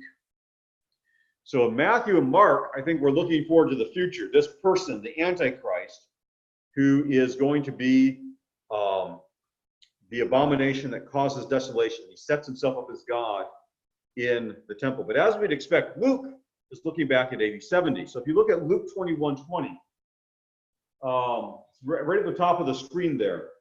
But when you see Jerusalem compassed with armies, know that her desolation is at hand. And if you notice, the only common word, well, the common words between these passages are when ye see and desolation. So Luke doesn't actually speak of the abomination of desolation. He speaks about the desolation of Jerusalem. That, I think, is the type of what is to come. Now, commentators of Matthew and Mark, when they're trying to harmonize these passages, they get confused a bit, because they say the destruction of Jerusalem can't be the abomination of desolation, because there'd be no time to flee the text or flee the city like the text suggests they should. If Jerusalem is desolate, you don't have time to flee before the abomination of desolation. However, if the abomination of desolation in Matthew and Mark is entirely future, and if Luke is talking about the desolation of Jerusalem in AD 70, then the problem is resolved. Because the flight in Matthew and Mark is a reference to the far future event. The flight that Luke speaks about references the AD 70 event. So, verse 21 in Luke, then let them that are in Judea flee into the mountains, and let them that are in the midst of her depart out. And when are they going to do that? Luke says, when you see Jerusalem compassed with armies, you know the desolation is near. So when you see the armies come, you know the desolation of Jerusalem is near. Then you flee. And Matthew and Mark, looking towards the future, when you see the abomination of desolation, the Antichrist set himself up in the temple, then you flee. We actually have two different events that are being referred to in the discourse here. Ritterboss, one of the helpful New Testament commentator, he grants that the events of AD 70 are in a general way the partial fulfillment of the prophecy as far as the destruction of the temple is concerned. But he really emphasizes the abomination of desolation in Matthew and Mark is eschatological. And he has another argument for this other than what we've just given. He says this, it's even more striking that both in Mark and Matthew, the tribulation with respect to this abomination is clearly connected with the last days. And what he's noting there, I need to move back here to Matthew 24. So verse 15 mentions the abomination of desolation. Verse 16 talks about them fleeing. And all the trials, that goes all the way through verse 21. Verse 21 says, then there will be a great tribulation, such as has not been from the beginning of the world until now. You're not supposed to be led astray by false prophets.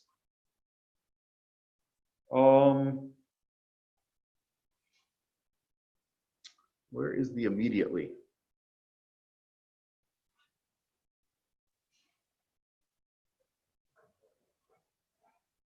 Okay, verse 29. Immediately after the tribulation of those days, the sun will be darkened and so forth, and the Son of Man will actually return. So if immediately after the tribulation of these days, the Son of Man returns, we know that we're in the last days in what Matthew is recounting. So in the description of the days of vengeance and distress that followed the desolation, Luke's focus remains on the events surrounding AD 70. So look at verses 21 to 24 here. That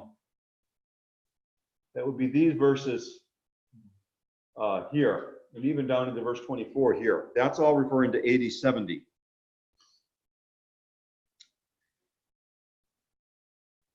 This is especially clear in verse 24, where Luke says, Luke 21:24 talks about Jerusalem, or the Jews will be led captive among all the nations, and Jerusalem will be trampled underfoot by the Gentiles until the times of the Gentiles are fulfilled. And that statement actually requires time to unfold. And that is actually what happened after AD 70, really until the present. The times of the Gentiles are going to persist until Jesus, the Davidic king, comes back and restores the Israelite kingdom, the Jewish kingdom. Luke also omits the statements that Matthew and Mark have about people not returning to return back to receive forgotten items. Matthew 24:17 and 18 mention that. And Luke also does not speak about unprecedented tribulation the way Matthew and Mark do. So these details in Luke fit very well with the fall of Jerusalem. The Jews had fled Jerusalem during the Jewish war, but Jesus predicted that those who are in Jerusalem should leave it, and those in the country should not enter the city. And actually, Christians in that time period, that's exactly what they did. They fled when the armies poured in and surrounded the city. So the focus of these remarks from Luke's perspective really is on AD 70. But we still need to remember they're setting forward a pattern of judgment of this later period as well. Revelation 11 also speaks of Jerusalem being trampled by the Gentiles for 42 months. So what we're seeing here in Luke is about AD 70, but it's setting forward a pattern that really will be fulfilled eschatologically. Matthew and Mark are focusing on the eschatological tribulation in these verses. And we've talked about why that is, especially that immediately phrase, or the fact that this tribulation is completely unprecedented, like nothing that has ever happened before or after that time period. So this brings us up to, okay, one other comment here. By mentioning the abomination of desolation, Jesus has connected this day of the Lord with Daniel's 70th week. So that's one of the things that the Olivet Discourse does. We're getting, all the prophets were talking about the coming day of the Lord. Here Jesus is talking about the coming day of the Lord. Or we also use the tribulation, the language of tribulation, because of these verses here. These verses speak of tribulation. So a tribulation period, the day of the Lord period. Well, by linking that up with the abomination of desolation, Jesus has connected day of the Lord, Daniel's 70th seven. And that actually gives us a time frame for how long this tribulation period is going to be. The tribulation, the eschatological day of the Lord, is actually going to be 7 years in length, because it is Daniel's 70th seven. Any questions? Now we've come up to Matthew 24, verse 23 in parallels, but any questions at this point? I know this is kind of digging in deep here. This is still introductory, advanced eschatology. We've had good questions already that have clarified some of these things. The big picture to take away from the Olivet Discourse is that the Olivet Discourse is simultaneously about two events: the destruction of Jerusalem in AD 70 and the tribulation period, or the day of the Lord period, at the end, right before Christ returns. And what we just did is we learned that's that 7-year tribulation period, because it connects to Daniel's 70th week.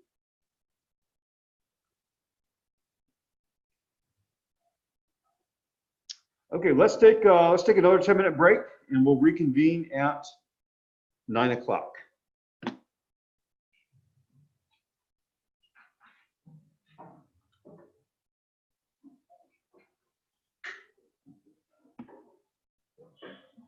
And beginning in Matthew 24, verse 23 in the parallels. Let me pull that up.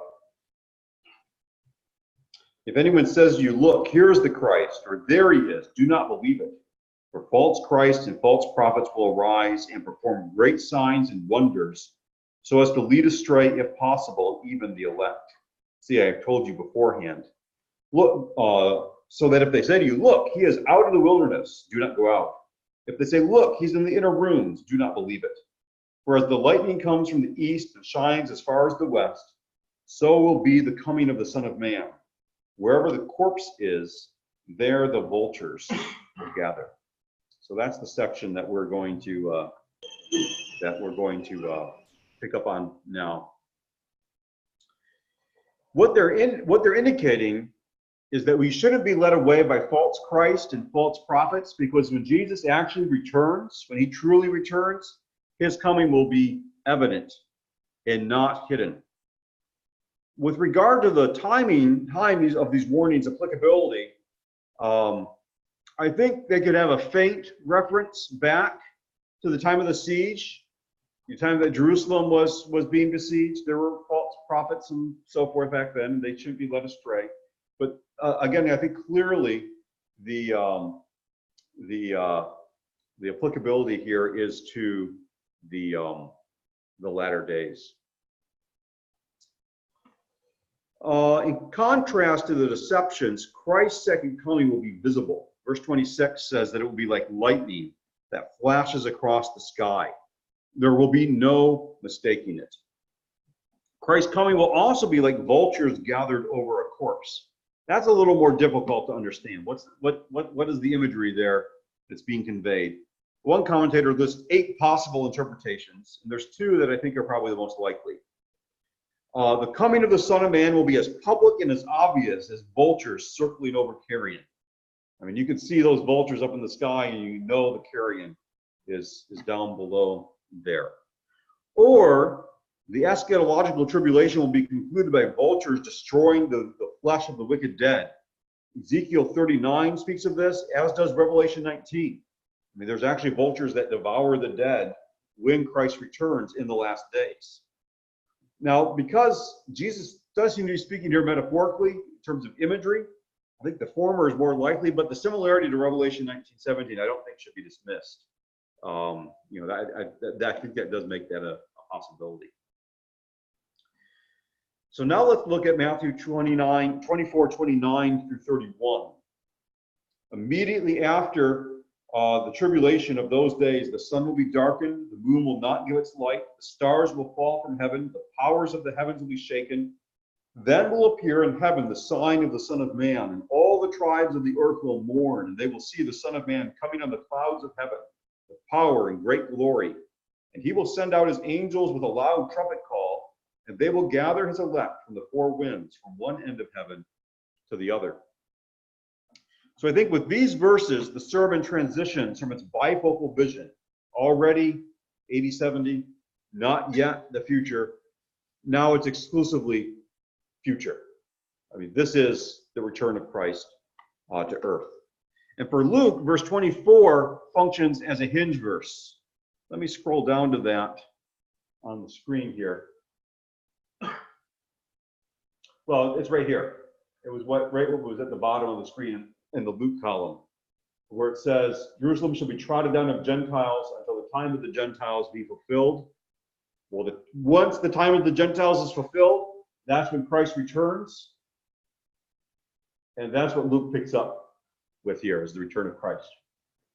So for Luke, Luke 21, I have not shared the screen with the Zoom people.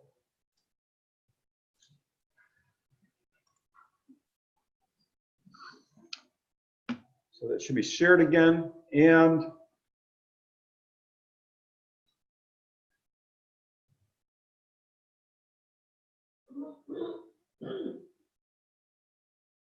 okay, so right at the bottom of the Luke column there is verse 24, talking about the times of the Gentiles being fulfilled. The times of the Gentiles are fulfilled with the return of Christ. So these in brackets, these are other passages in Luke, elsewhere in Luke that parallel Mark. But the next thing that actually shows up in Luke 21 is this here. And there shall be the signs of the sun and the moon and the stars. This is actually the return of Christ. So Luke 21 verse 24 is a hinge verse. The times of the Gentiles stretch from the destruction of Jerusalem in 80-70 until the coming of the Son of Man, which is what Luke will discuss in Luke chapter 21, verses 25 to 28. Matthew and Mark transition by describing the tribulation that follows the abomination of desolation in terms that readers now know apply most directly to the final eschatological tribulation. So they already made that transition to the future earlier. And then they locate these verses, Matthew 24-29, immediately after the tribulation of those days. Or Mark, in those days, after that tribulation, Christ returns. So that's how these passages transition into this final coming of Christ, the actual return to earth.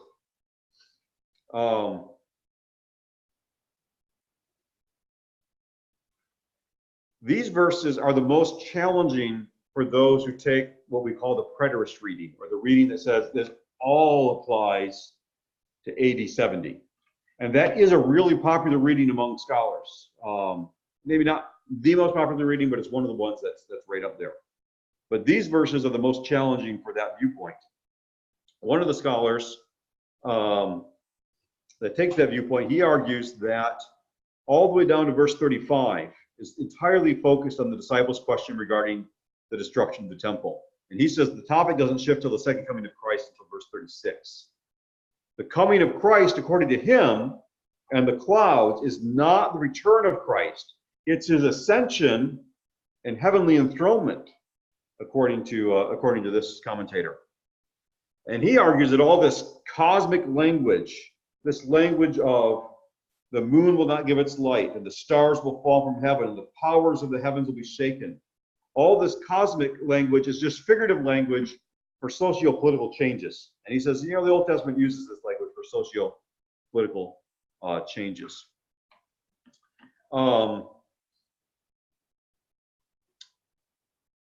So what is seen here, according to this view, is not the Son of Man literally returning in the clouds, but the effects of his enthronement, namely the destruction of the temple and the gathering of the Gentiles to God. Now, there are a lot of problems with that viewpoint, and I'm going to list 8 of them, I think. Yes, 8. First, the statement that the Son of Man is seen coming in the clouds is best taken to refer to as actually being seen by people rather than being quote-unquote seen by the events of AD 70, because Acts 1:11 sets the precedent for what coming in the clouds will be. He ascended visibly into the clouds of heaven. He's going to return visibly in the clouds of heaven. So the first problem is Acts 1:11 tells us it's going to be a visible return in the clouds. Second, for Jesus to come in power and great glory. That's what 24 verse 30 reads. Matthew 24:30. The Son of Man is coming with power and great glory. That also indicates something that's visible. You don't have an invisible return that comes with great glory. Those two things don't go together. So first, Acts 1:11 sets the precedent. This is going to be a visible return. Second, Jesus is going to come with great power and glory. Third, there's an allusion to Zechariah 12:10 through 12, when it says, all the tribes of the earth will mourn when they see the Son of Man coming to the clouds of heaven. That's an allusion back to Zechariah 12:10 through 12. We already talked about that passage, I think, in our first night. And we noted that passage is actually about the second coming, the eschatological return of Christ. Fourth, verse 27 already indicated that the coming of Christ would be like lightning that comes from the east and shines as far as the west. This is going to be a visible and unmistakable coming. Christ did not come in a visible and unmistakable way in AD 70. Fifth, this is a little more arcane, but it's maybe worth noting. In Matthew, one scholar has really studied the topic of heaven in Matthew. His name is Jonathan Pennington. And he noted every time that Matthew uses the singular for heaven, it includes the visible earthly heaven, like the sky. Every time he uses the plural, he's referring to the invisible divine realm. And in verse 30, he uses the singular. They will see the Son of Man coming on the clouds of heaven. Singular, in the sky. That's the visible heaven. Fifth, the imagery is derived from Old Testament passages about God's end time coming. All that imagery about the cosmos, the stars falling and the sun, the moon, that's all Old Testament language about God's end time coming. Sixth, these cosmic signs can't be interpreted as purely political events. There's a man named Edward Adams, and he surveyed all the cosmic catastrophe language, both in the Old Testament and in all of the Jewish literature that was written between the Testaments and shortly after the New Testament was written. And he demonstrated that in all of those texts, which employ global and or cosmic catastrophe languages, something more than a local socio-political change was in view. In many cases, God's final judgment on earth is in view in those texts. In some cases, the heavenly disorders are preliminary, but even so, they're pointing towards actual celestial events taking place that are pointing towards the end. Now, why do I bring up intertestamental Jewish literature or literature written shortly after the New Testament? Because that's what the other people are pointing to say, oh, this is just a political event. It's not actually stuff really happening up in the heavens. And he worked through, I read the book, and he did an excellent job working through all that literature and demonstrating actually no. These writings, these other writings are actually talking about real cosmic events. Seventh, there's global language in Matthew 24, which points to an eschatological coming. We're not talking about something that's localized right around Jerusalem. We're talking about something that's global here in its effects. Eighth, one commentator really helpfully warns against the danger of minimizing the full scope of Jesus' teaching. He says one of the difficulties with preterism is its truncation of Jesus' eschatology, which brings the reign of heaven to earth and renews the whole world. This has already occurred. One wonders at the underwhelming denouement of the glorious future promised by the biblical prophets of John and Jesus himself. In other words, if this all occurred, it's far less than what the language would really expect us, would lead us to expect. So I'll run through these again in case you're trying to write them down. Acts 1:11 first, sets a precedent. This is going to be a visible return. Second, Jesus comes with great power and glory. Glory would be a visible return. You don't have to write these down, but if you want to, I'll go through them again. The allusion to Zechariah 12:10 through 12 means this is something future, not something that happened in AD 70. That's number 3. Fourth, this event is pictured as lightning that comes from the east and shines as far as the west, which means there's going to be something visible and unmistakable. Fifth, the singular word for heaven is used, indicating the visible world in Matthew. I have 2 fifths here, I just noticed that. I have 2 fifths. So I'll actually make this next one 6. The imagery is derived from Old Testament passages about God's end time coming. 7th, these cosmic signs aren't just political events. They're actually real cosmic signs. 8th, there's global language here, something more than just something focused on Jerusalem in AD 70. And 9th, we don't want to underestimate what Jesus is teaching about. We don't want to minimize the scope of the changes that he's talking about. So in light of these considerations, I think it's best to understand Matthew 24 and its parallels as referring to the second coming of Christ. Now, the strongest preterist counter-argument is they want to argue that Daniel 7 identifies the Son of Man's coming to the clouds as him coming up to the Father's throne in heaven. We looked at that passage on our first night, and we actually demonstrated that no, actually, the Father's throne and the other thrones, they're set up on earth for an earthly judgment, and Christ returns in the clouds of heaven. So Daniel 7 actually also confirms this is a future event. All the tribes of the earth in 24:30 alludes to Zechariah 12:10. We noted that before. And I'll just note here in that passage, all Israel mourns repentance. Here, though, all the tribes of the earth mourning, they're in contrast to the elect that are gathered from the ends of the earth. It's probably in grief, not repentance. So what we've reached at this point is the end of the first major section of the Olivet Discourse. The first major section of the Olivet Discourse runs from Matthew 24:4 all the way down to Matthew 24:31. And this actually summarizes this whole day of the Lord period, from the beginning of the birth pangs all the way to the actual return of Christ to earth. It unfolds the pattern of the day of the Lord to both its type in AD 70 and to its ultimate fulfillment in the final Great Tribulation. The next major section, Matthew 24:32 to 25:30, consists of instruction about how one should think about and live in light of the day of the Lord just described. Before we move on there, this will be another good time to take questions.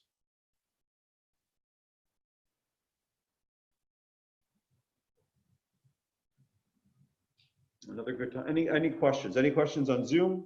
Any questions in the room? Yes.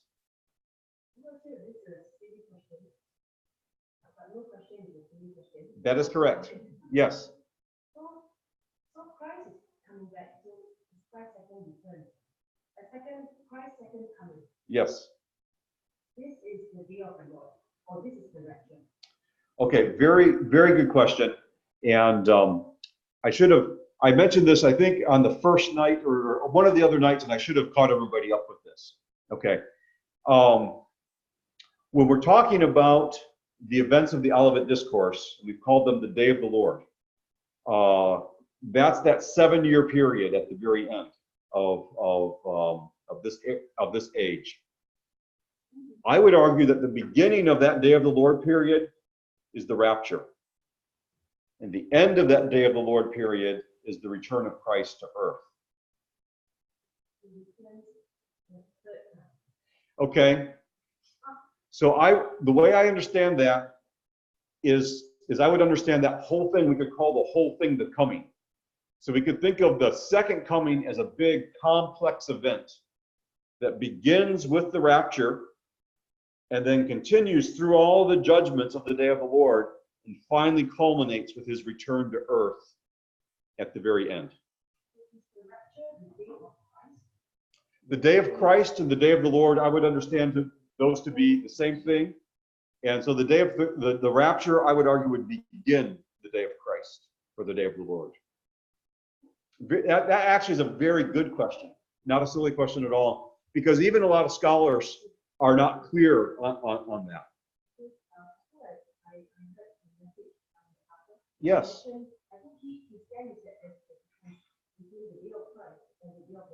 Oh, interesting. That actually is an older view that was held kind of early part of the 20th century, but it's been abandoned. And the reason it's been abandoned is we actually have parallel passages in our Gospels, where in some of the passages it refers to the day of Christ, and then in the parallel in the other Gospels, the day of the Lord. And so you can look at that, and it's the same. You can tell it's the same event. It's just the Gospel writer chose a different word to use there. And then the other passage is the rich young ruler, and that passage, if you look, I think in Matthew, but it may be one of the parallels, but in one of those Gospels, day of Christ, day of the Lord, and there's another term that's used, and they're all used synonymously in that passage. So that's one of the reasons I would say day of Christ and day of the Lord are yeah. I see I have some things coming on Zoom. And Brother Joel answered that question. How does Luke move from 80-70 to the coming of the Son of Man? And the answer is there is that hinge verse, which is Luke. Let's see here. Luke 21:24. And here's where Luke transitions from the day of the Lord, here's where Luke transitions from 80-70 to the return of Christ. So, very good question. Other questions? Did you get Joyce's question? I did. That's what I was just talking about. And I think you responded to it as well, right? I got it. Yeah. Okay. Okay, then I need to move our parallel gospels down to the next. You can see where the highlighting stops, so you see how much more we have to talk about. The discourse goes on further, but we're just going to talk down to the end of Matthew 24:25. And this is Jesus actually reflecting and instructing us to how to think about what we've just read. And the first reflective instruction comes in the form of a parable. Let me scroll down here. From the fig tree, learn its lesson. As soon as its branch becomes tender and puts out its leaves, you know the summer is near. So also, when you see all these things, you know that he is near, at the very gates. Truly I say to you that this generation will not pass away until all these things take place. Heaven and earth will pass away, but my words will not pass away. So what Jesus is saying is when all these things are seen, Jesus' disciples should know that Jesus is near, at the very door. And that's clear enough, but it's complicated by this explanation. Truly I say to you, this generation will not pass away until all these things take place. Now, unbelieving scholars have argued that since Christ did not return within the lifetime of the generation that heard him speak, that this is actually a false prophecy. That's what an unbeliever scholar would say. That's actually an utterly impossible interpretation. And in fact, in order to shut down that interpretation in the most emphatic terms, Jesus followed that assertion with the assertion, heaven and earth will pass away, but my words will not pass away. If you wondered, oh, could this prophecy possibly have not come true? Could Jesus actually have been in error there? Jesus says, no. My words don't pass away like that. My words will come true. The other people for whom this verse is very important are the preterists, the ones that say all of this happens in AD 70. In fact, one preterist commentator, he says, the key to understanding the entire discourse is found in verse 34, when it says, this generation will not pass away until all these things take place. And he says, ways to try to explain away this generation. Some people say, well, this generation refers to the whole nation of the Jews, and the Jews haven't passed away.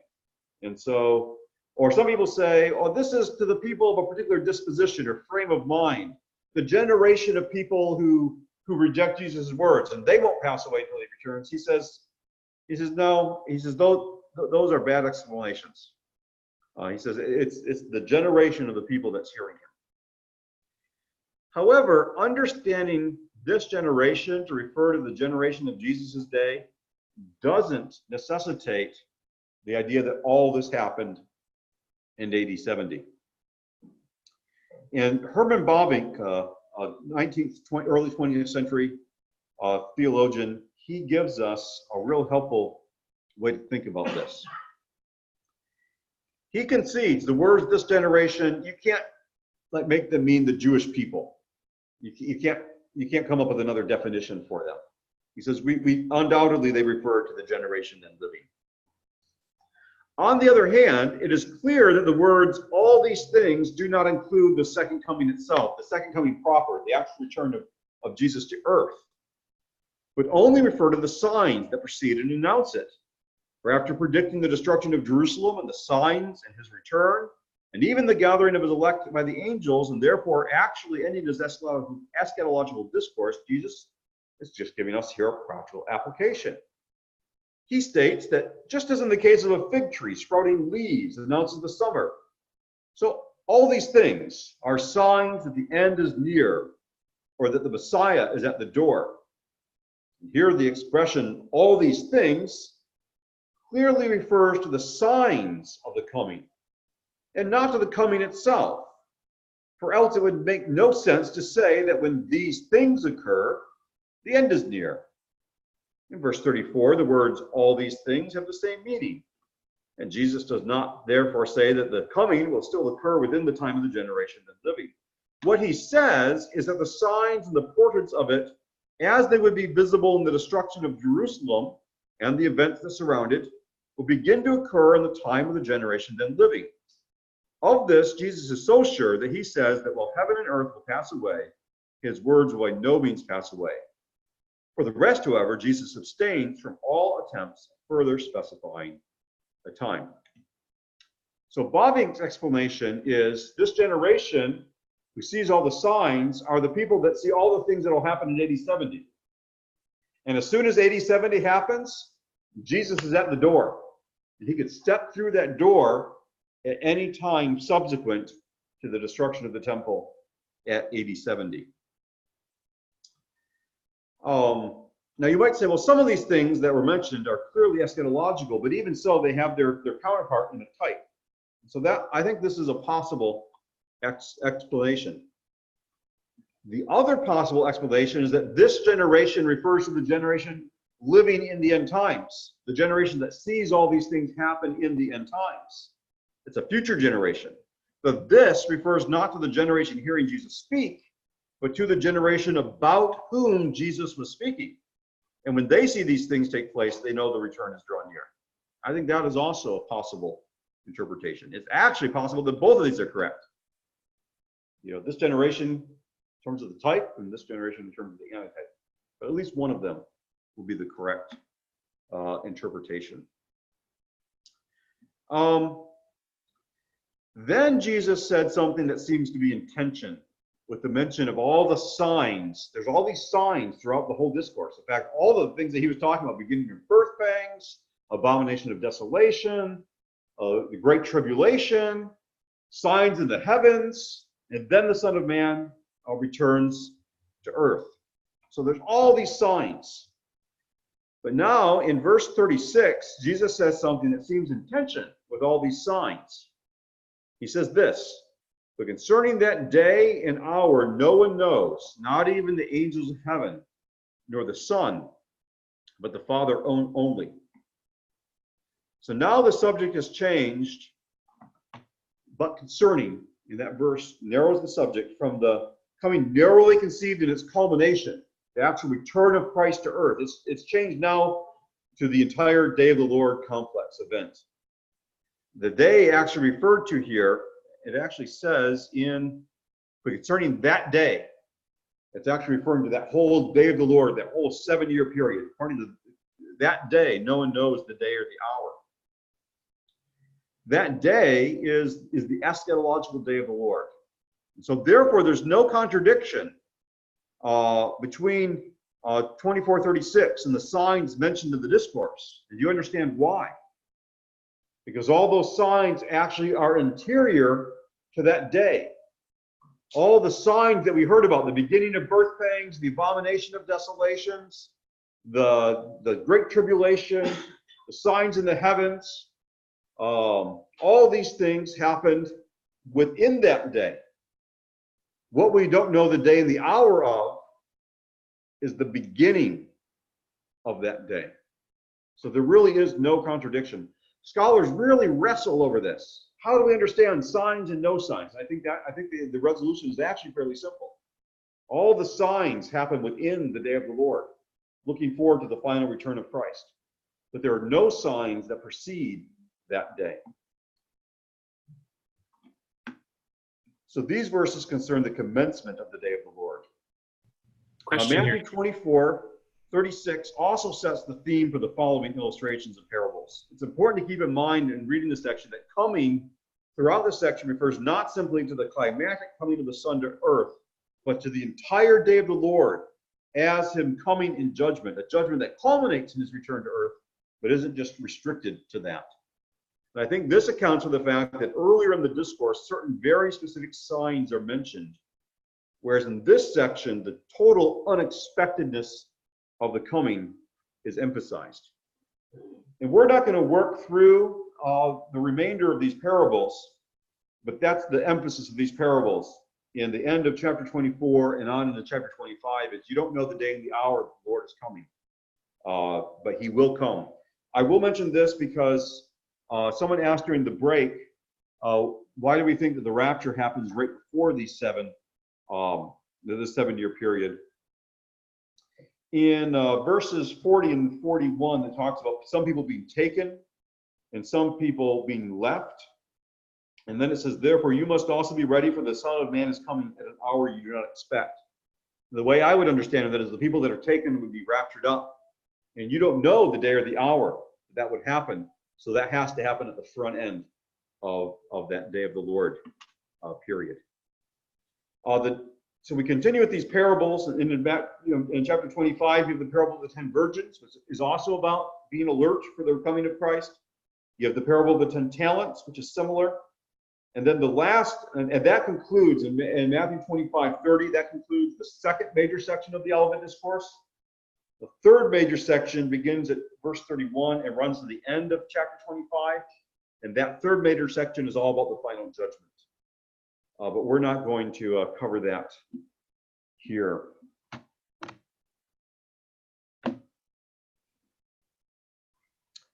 Dr. Arnold says, so your explanation of how it is unknown, but there are also signs, assumes that this generation is the eschatological generation, not Bobbing's. Because of Bobbing's explanation, the solution is just the signs of AD 70 open the door for Jesus to come back at any time. I actually think Bobbing could be right. I mean, he could be right that what Jesus is talking about with the fig tree and stuff is just the type, and that you know, Jesus is going to come back at any time, because that's true. After AD 70 happened, you know, the last prophecy that had to be fulfilled before Christ returned was fulfilled when AD 70 happened, and the temple fell, and then Christ could come back at any time before then. I mean, I would say, to me, that's almost like an advantage. I like Bavinck's view too, and an advantage of his view is the simplicity and elegance of it in explaining the sense in which you can have signs, and yet it's still unknown. The signs are, after AD 70, it can happen at any moment. But of that day and the hour, the whole complex, you know, he's making it very clear that's eschatological. You can't know that one. You can just know that it's coming, but you can't know the day or the hour. Right. That's why I have a little bit of a hard time deciding between those two views. Yeah. All right. That's all. Thanks. Any other questions on Zoom or here?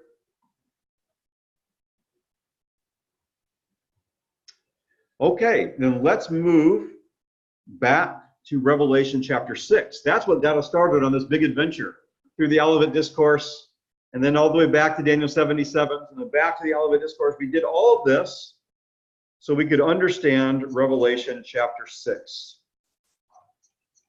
And as you might be able to guess, we're not going to be able to do this kind of detail all the way through the book of Revelation. What I'm trying to do here is to give us these real big, significant passages that will orient us. And I think even if we get down Revelation chapter 6, we're going to understand how to interpret the bowl judgments and the trumpet judgments that precede it. So you know, we aren't going to have to give the same amount of attention to those. And I'm going to stop sharing the screen, but I will, for the people in the room, I'll at least pull up Revelation 6 on the screen, maybe. We'll see what comes up there. And I'll pull it up in my Bible. Revelation 6 records the opening of the seals by the Lamb. So you remember in chapter 5, the Lamb took the seal from God the Father, and now he's the scroll from God the Father, and now he's opening the seals of that scroll. These seals mark the beginning of the judgment series that comprise like the central part of the book of Revelation. And rightly understanding the seals is going to set our trajectory for rightly understanding the remainder of the book of Revelation. And the guide to rightly understanding the seals is what we just studied, is the Olivet Discourse. And again, the Olivet Discourse, we're going to interpret that as AD 70 and the eschatological day of the Lord. What I think is happening here in AD 70 is, what I think is happening here in Revelation 6 is actually specifically the eschatological part. Because when John is writing Revelation, most likely AD 70 has already happened. That's in the past for John as he writes this book.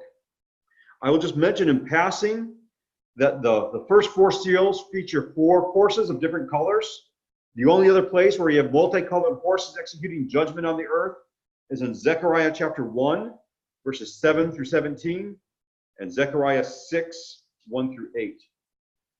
There is an allusion there. We could spend some time there, but for the sake of time, we'll keep moving. So the first seal, one of the 4 living creatures says with a voice of thunder, "Come." Revelation 6, verse 2. And I looked, and behold, a white horse, and its rider had a bow, and a crown was given to him. And he came out conquering and to conquer. So when the Lamb opens this first seal, John sees a rider on a white horse with a bow and a crown. and he's setting out on conquest. Now, this rider has often been identified as Christ. Now, we're taking a futurist interpretation of this passage. If we're going to take a futurist interpretation, we would have to understand this of Christ at the beginning of his conquest as the day of the Lord commences. And there are some futurists that take that view. In chapter 19, Christ also rides on a white horse. He wears a crown and makes war. And these interpreters say it's reasonable to expect consistency between these symbols rather than trying to make them represent two different persons. Christ is the conqueror in Revelation 3:21 and 5:5 and 17:14. Christ is a conqueror then throughout Revelation. In chapter 6, therefore, Christ is going forth to his work of conquest.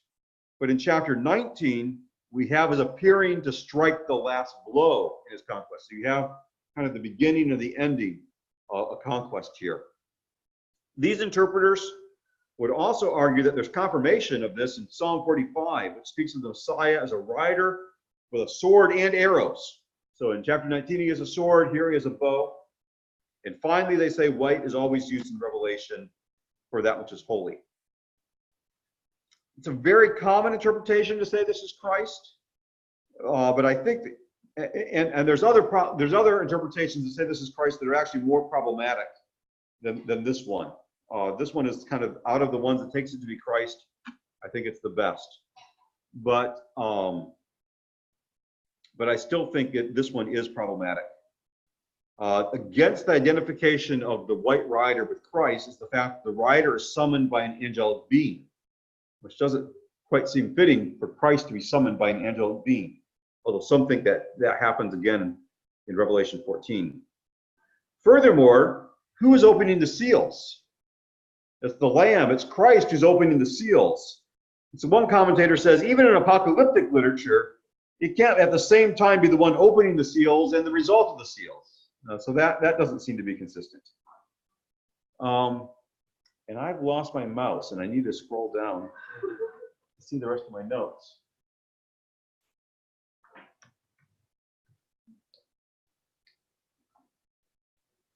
Oh, I think my mouse died.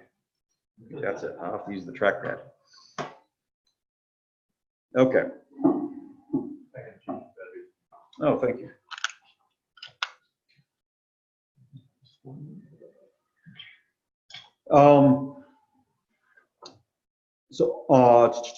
However, it's also possible to see this horse and king, this is the better interpretation, as representing counterfeit Christs. Because Jesus predicted in the Olivet Discourse, remember, in the beginning of birth pains, one of the things that Jesus predicted will be that there will be false Christs. And Paul ties the commencement of the day of the Lord to the revealing of the man of lawlessness, the Antichrist. The beast is said in Revelation 11:7 and Revelation 13:7 to conquer. So I think that's the better interpretation. In both Zechariah 6 and Revelation 6, the horses function as a unit. So you have the four horses functioning as a unit, and all the other horses signify some kind of calamity, some kind of judgment that's taking place. And a lot of people that identify this as Christ would say Christ bringing the gospel forth or something like that.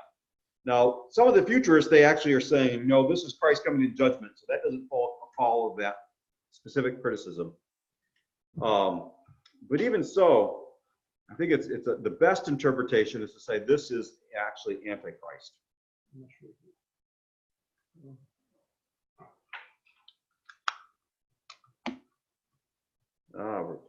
We're good. I think the Olivet's Discourse specific reference to those who will come in my name, saying, I am the Christ, makes the counterfeit Christ interpretation the superior choice. I will note this, though. The fact that the crown is given to this rider as a result of a seal the Lamb opens signifies that Christ is the true sovereign over the Antichrist rise to power. Any questions on the first seal? I do see that Dr. Arnold takes my view. He gave me some strange emoticons there to express his firm belief that this is Antichrist and not Christ. Let's move to the second seal. When the Lamb opens the second seal, John saw a rider on a red horse with a sword, and this rider is permitted to remove peace and to stir up war on the earth.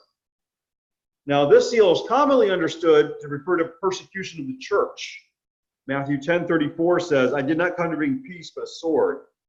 And Jesus in the Olivet Discourse predicted the persecution of his followers. Possible. But I think it's more likely that's the fifth seal that refers to the persecution of the church, not the second seal. The second seal, I think, refers to the beginning of birth pangs, in which Jesus says there will be wars and rumors of wars. Here's this rider given a sword to bring war to the earth. I think this red horse and the rider with a sword most likely represents those wars that Jesus predicted in the Olivet Discourse. In fact, it follows that if there are false Christs who come conquering and to conquer, there will be wars and rumors of wars. We'll also note that the reference to the sword in the second seal, followed as it is by famine and pestilence in the third and fourth seal, may constitute an allusion to Ezekiel 14. In that passage, the Lord states emphatically that when a land sins against me, he can punish it by famine, wild beasts, sword, and pestilence. And so I don't think it should surprise us to find these are judgments that show up in these sealed judgments. I'll note again that the rider is given the sword, and he's permitted to take peace from the earth. Once again, we see Christ's sovereign control over these events. These are Christ's judgments on the world. When the people are looking at the world, they might say, oh, this is Antichrist conquering. These are multiple different false Christs that are warring against each other and creating wars on the earth. It's these people that are in control. No, the Lamb is in control. He is permitting these things to happen. When the Lamb opens the third seal, John saw a rider on a black horse holding scales in his hands, and he hears a voice announce, a quart of wheat for a denarius and 3 quarters of barley for a denarius, and do not harm the oil and wine. And I think this imagery signifies famine, which Jesus included among the birth pangs that mark the onset of the day of the Lord. This judgment, I think, follows logically upon conquest and warfare. Warfare often leads to the destruction of land and thus to famine. Scales are used to ensure just prices for commodities. And one commentator, Osborne, he explains the significance of the prices. The poor ate barley, while the wealthy ate wheat for the most part. A denarius was an average day's wage for a laborer. A quart of wheat was enough food for one person for a day. 3 quarts of barley were barely enough for a small family. Therefore, a man's entire earnings were barely enough to feed himself, let alone his family, and all the other costs that you would have for a home and the incidentals. So these prices reflect a famine. These prices are 10 to 12 times higher than what they would have normally been. And the reason for not harming the oil or the wine is probably to indicate the extent of the famine. Either it's not severe enough to affect oil and wine, or the vineyards are spared from being uprooted and turning into grain fields. That was something that Domitian prohibited from happening during a famine in AD 92. The voice that decrees the price of wheat and barley and the sparing of oil and wheat comes from the midst of the living creatures, which likely means it's the voice of the Lamb, because the Lamb is located in the midst of the living creatures according to chapter 5, verses 6 and 8. So once again, we have Christ's sovereignty over these judgments. He's the one that breaks the seals, and he's the one that's decreeing what the prices are going to be. In other words, what the famine will be. Fourth seal. John saw a sickly green horse when the fourth seal was opened. The rider of this horse is named Death, and Hades, or the grave, or the realm of the souls of the dead personified. It's following death. Together they are empowered to kill over 1/4 of the earth with sword and famine and pestilence and by wild beasts of the earth. This seal too is a continuation of the birth pangs that mark the beginning of the day of the Lord. Our earliest commentator in Revelation, Victorinus, observed the Lord foretold these very things when he mentioned pestilences in the Olivet Discourse, Luke 21:11. I think there's also an allusion back to Ezekiel 5 and 14, which mentions, as we noted, famine, wild beast, sword, and pestilence. Several of those show up here in this seal. In its original context, Ezekiel was pronouncing judgment on idolatrous Israel. And these judgments are rooted in the covenant curses of the Mosaic covenant. And I think, therefore, the Mosaic covenant's covenant curses end up being types of the eschatological judgments that all the disobedient and idolatrous nations suffer at in the last day. I think these first four seals function as a group. Moses Stewart, a 19th century commentator, observed that there is a general, the Antichrist, who with his armies wage war, leading to famine and death. Now, as true as that is, I think it must be noted that not all of the death unleashed by the opening of the seal had to do with war. There is death as a result of the pestilence and some of these other events as well. As we wrap up our looking at the fourth seal, I think it's again important to note that death and the grave were given authority. And then that authority is restricted. It's restricted to a fourth of the human population. That's a lot of people. You know, what do we have? Is it 7 trillion people in the world today? Or is it 7 billion? 7 billion people in the world today. 7 billion people in the world today, a fourth of that, that's a lot of people. But it's still a restriction that's placed. Once again, we see God's sovereignty, Christ's sovereignty in particular, with the judgments that are rendered. When the Lamb opened the fifth seal, John saw not another horse, but martyrs. He saw the souls of those who've been slain for the word of God and for the witness they had borne. In this change, the seals continue to follow the pattern of the Olivet Discourse. Following the beginning of the birth pangs, Jesus says, then they will deliver you up to tribulation and put you to death. These saints are seen as located under an altar, which I think is a reference to the heavenly temple. These are martyred saints that are in heaven. And this may be the altar of incense, because that is where the prayers of the saints go up from. So symbolically, it would be fitting for them to be at the bottom of the altar of incense. The prayer of these martyrs echoes a common Old Testament prayer. O sovereign Lord, holy and true, how long before you will judge and avenge our blood on those who dwell on the earth? Revelation 6:10. In Zechariah's first vision, I mentioned the vision of the horses. In his first vision, the angel of the Lord asked the Lord, how long will you have no mercy on Jerusalem and the cities of Judah? And in that context, he's actually calling on Yahweh to judge the nations. Similarly here, the martyrs are calling out for judgment to take place. In the Old Testament more broadly, the expression how long is used throughout the Greek Old Testament. It shows up in Hebrew too, but the same Greek word shows up in the Greek translation for questions concerning when God will finally punish the persecutors and vindicate his oppressed people. Here it's directed against those who dwell on the earth, the unbelievers. When is God going to judge them? Throughout the ages, God's people have looked to God to execute justice by judging those who persecute and oppose his people. And now in this day of the Lord, the time for judgment is drawing near. For the martyrs are told to rest a little longer until the number of their fellow servants and their brothers is complete. That is, until all the rest of the martyrs are brought in.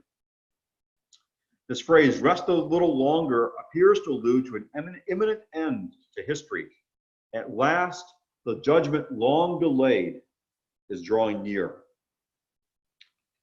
Within the book, the fulfillment of this prayer comes with the trumpet and the bowl judgments. When the seventh seal is broken, fire from the altar is thrown to earth, followed by the 7 trumpets. And in the third bowl judgment, the martyrs actually affirm, this is Revelation 16, so this is at the end of this section, they affirm that God has actually fulfilled their cry, their how long.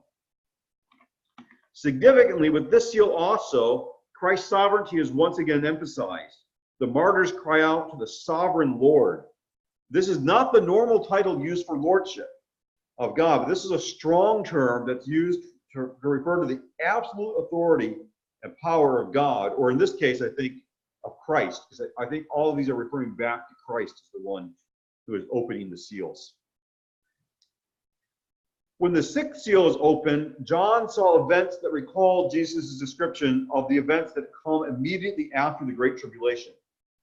So it would seem that we've moved from the beginning of birth pangs and the martyrs, and it's like The sixth seal zooms all the way to the end, to these events right before the return of Christ. What I'm talking about here is verse 12. There was a great earthquake. The sun became black as sackcloth. The full moon became as blood. The stars of the sky fell to earth. As the fig tree sheds its winter fruit shaken by a gale, the sky vanished like a scroll being rolled up. Every mountain and island was removed from its place. You remember, it was right before Christ returned that all those cosmic signs appear. So this would place the sixth seal at the very end of the day of the Lord. But that raises a little bit of a conundrum, because there's a great deal of material to come in chapter 7 through 16 before the judgments initiated from the throne room in chapter 5 play out. So it would seem that the end is coming too early if the sixth seal is actually right before the coming of Christ. One option is to argue that the sixth seal refers to the end. It really does refer to the end. The people of the earth identifies as the great day of wrath. There's maybe the seal and the bowl judgments or the trumpet and the bowl judgments are just repetitions of the seal judgments. We finally reached the very end. People reason that way. However, I don't think that is the best approach. Some note this as a kind of a preview of these future events that are going to come at the very end. It's like, and John actually does this multiple times. You expect the end to come here, and then he's going to delay the actual end. So I think what we have here is a preview, and then John actually postpones the actual eschaton while he adds more material. So I think one alternative is to say that Matthew and Mark, they actually mention earthquakes as part of the birth pangs. And Luke mentions great earthquakes and terrors and signs from heaven prior to the very end. And so we kind of get a preview of the very end, but what is actually happening is much earlier than the actual end. Some might argue that this seal must refer to the very end, because if the sky is literally rolled up like a scroll, it must refer to the very end. But I think obviously this language is clearly figurative. Now that doesn't mean it's to be decoded in like a spiritual sense, to mean like the fall of oppressive social structures or something like that, which some people want to do. But it's metaphorical language used to describe the cosmic shaking of heaven and earth. And that actually doesn't need to happen until, that doesn't need to signify like there's nothing more that happens after this. So I think with the sixth seal, what we have kind of a preview of the very end, but then it gets delayed, because look at what happens at the beginning of chapter 7. After this, I saw 4 angels standing at the 4 corners of the earth, holding back the 4 winds of the earth. And so it's like we come to it's like John brings us right up to the very end, and then he says, okay, actually there's a delay. And he's going to spell out some additional things. Well, that brings us to the end of chapter 6. Any questions on what we covered here with the 6 seals? Any questions about these?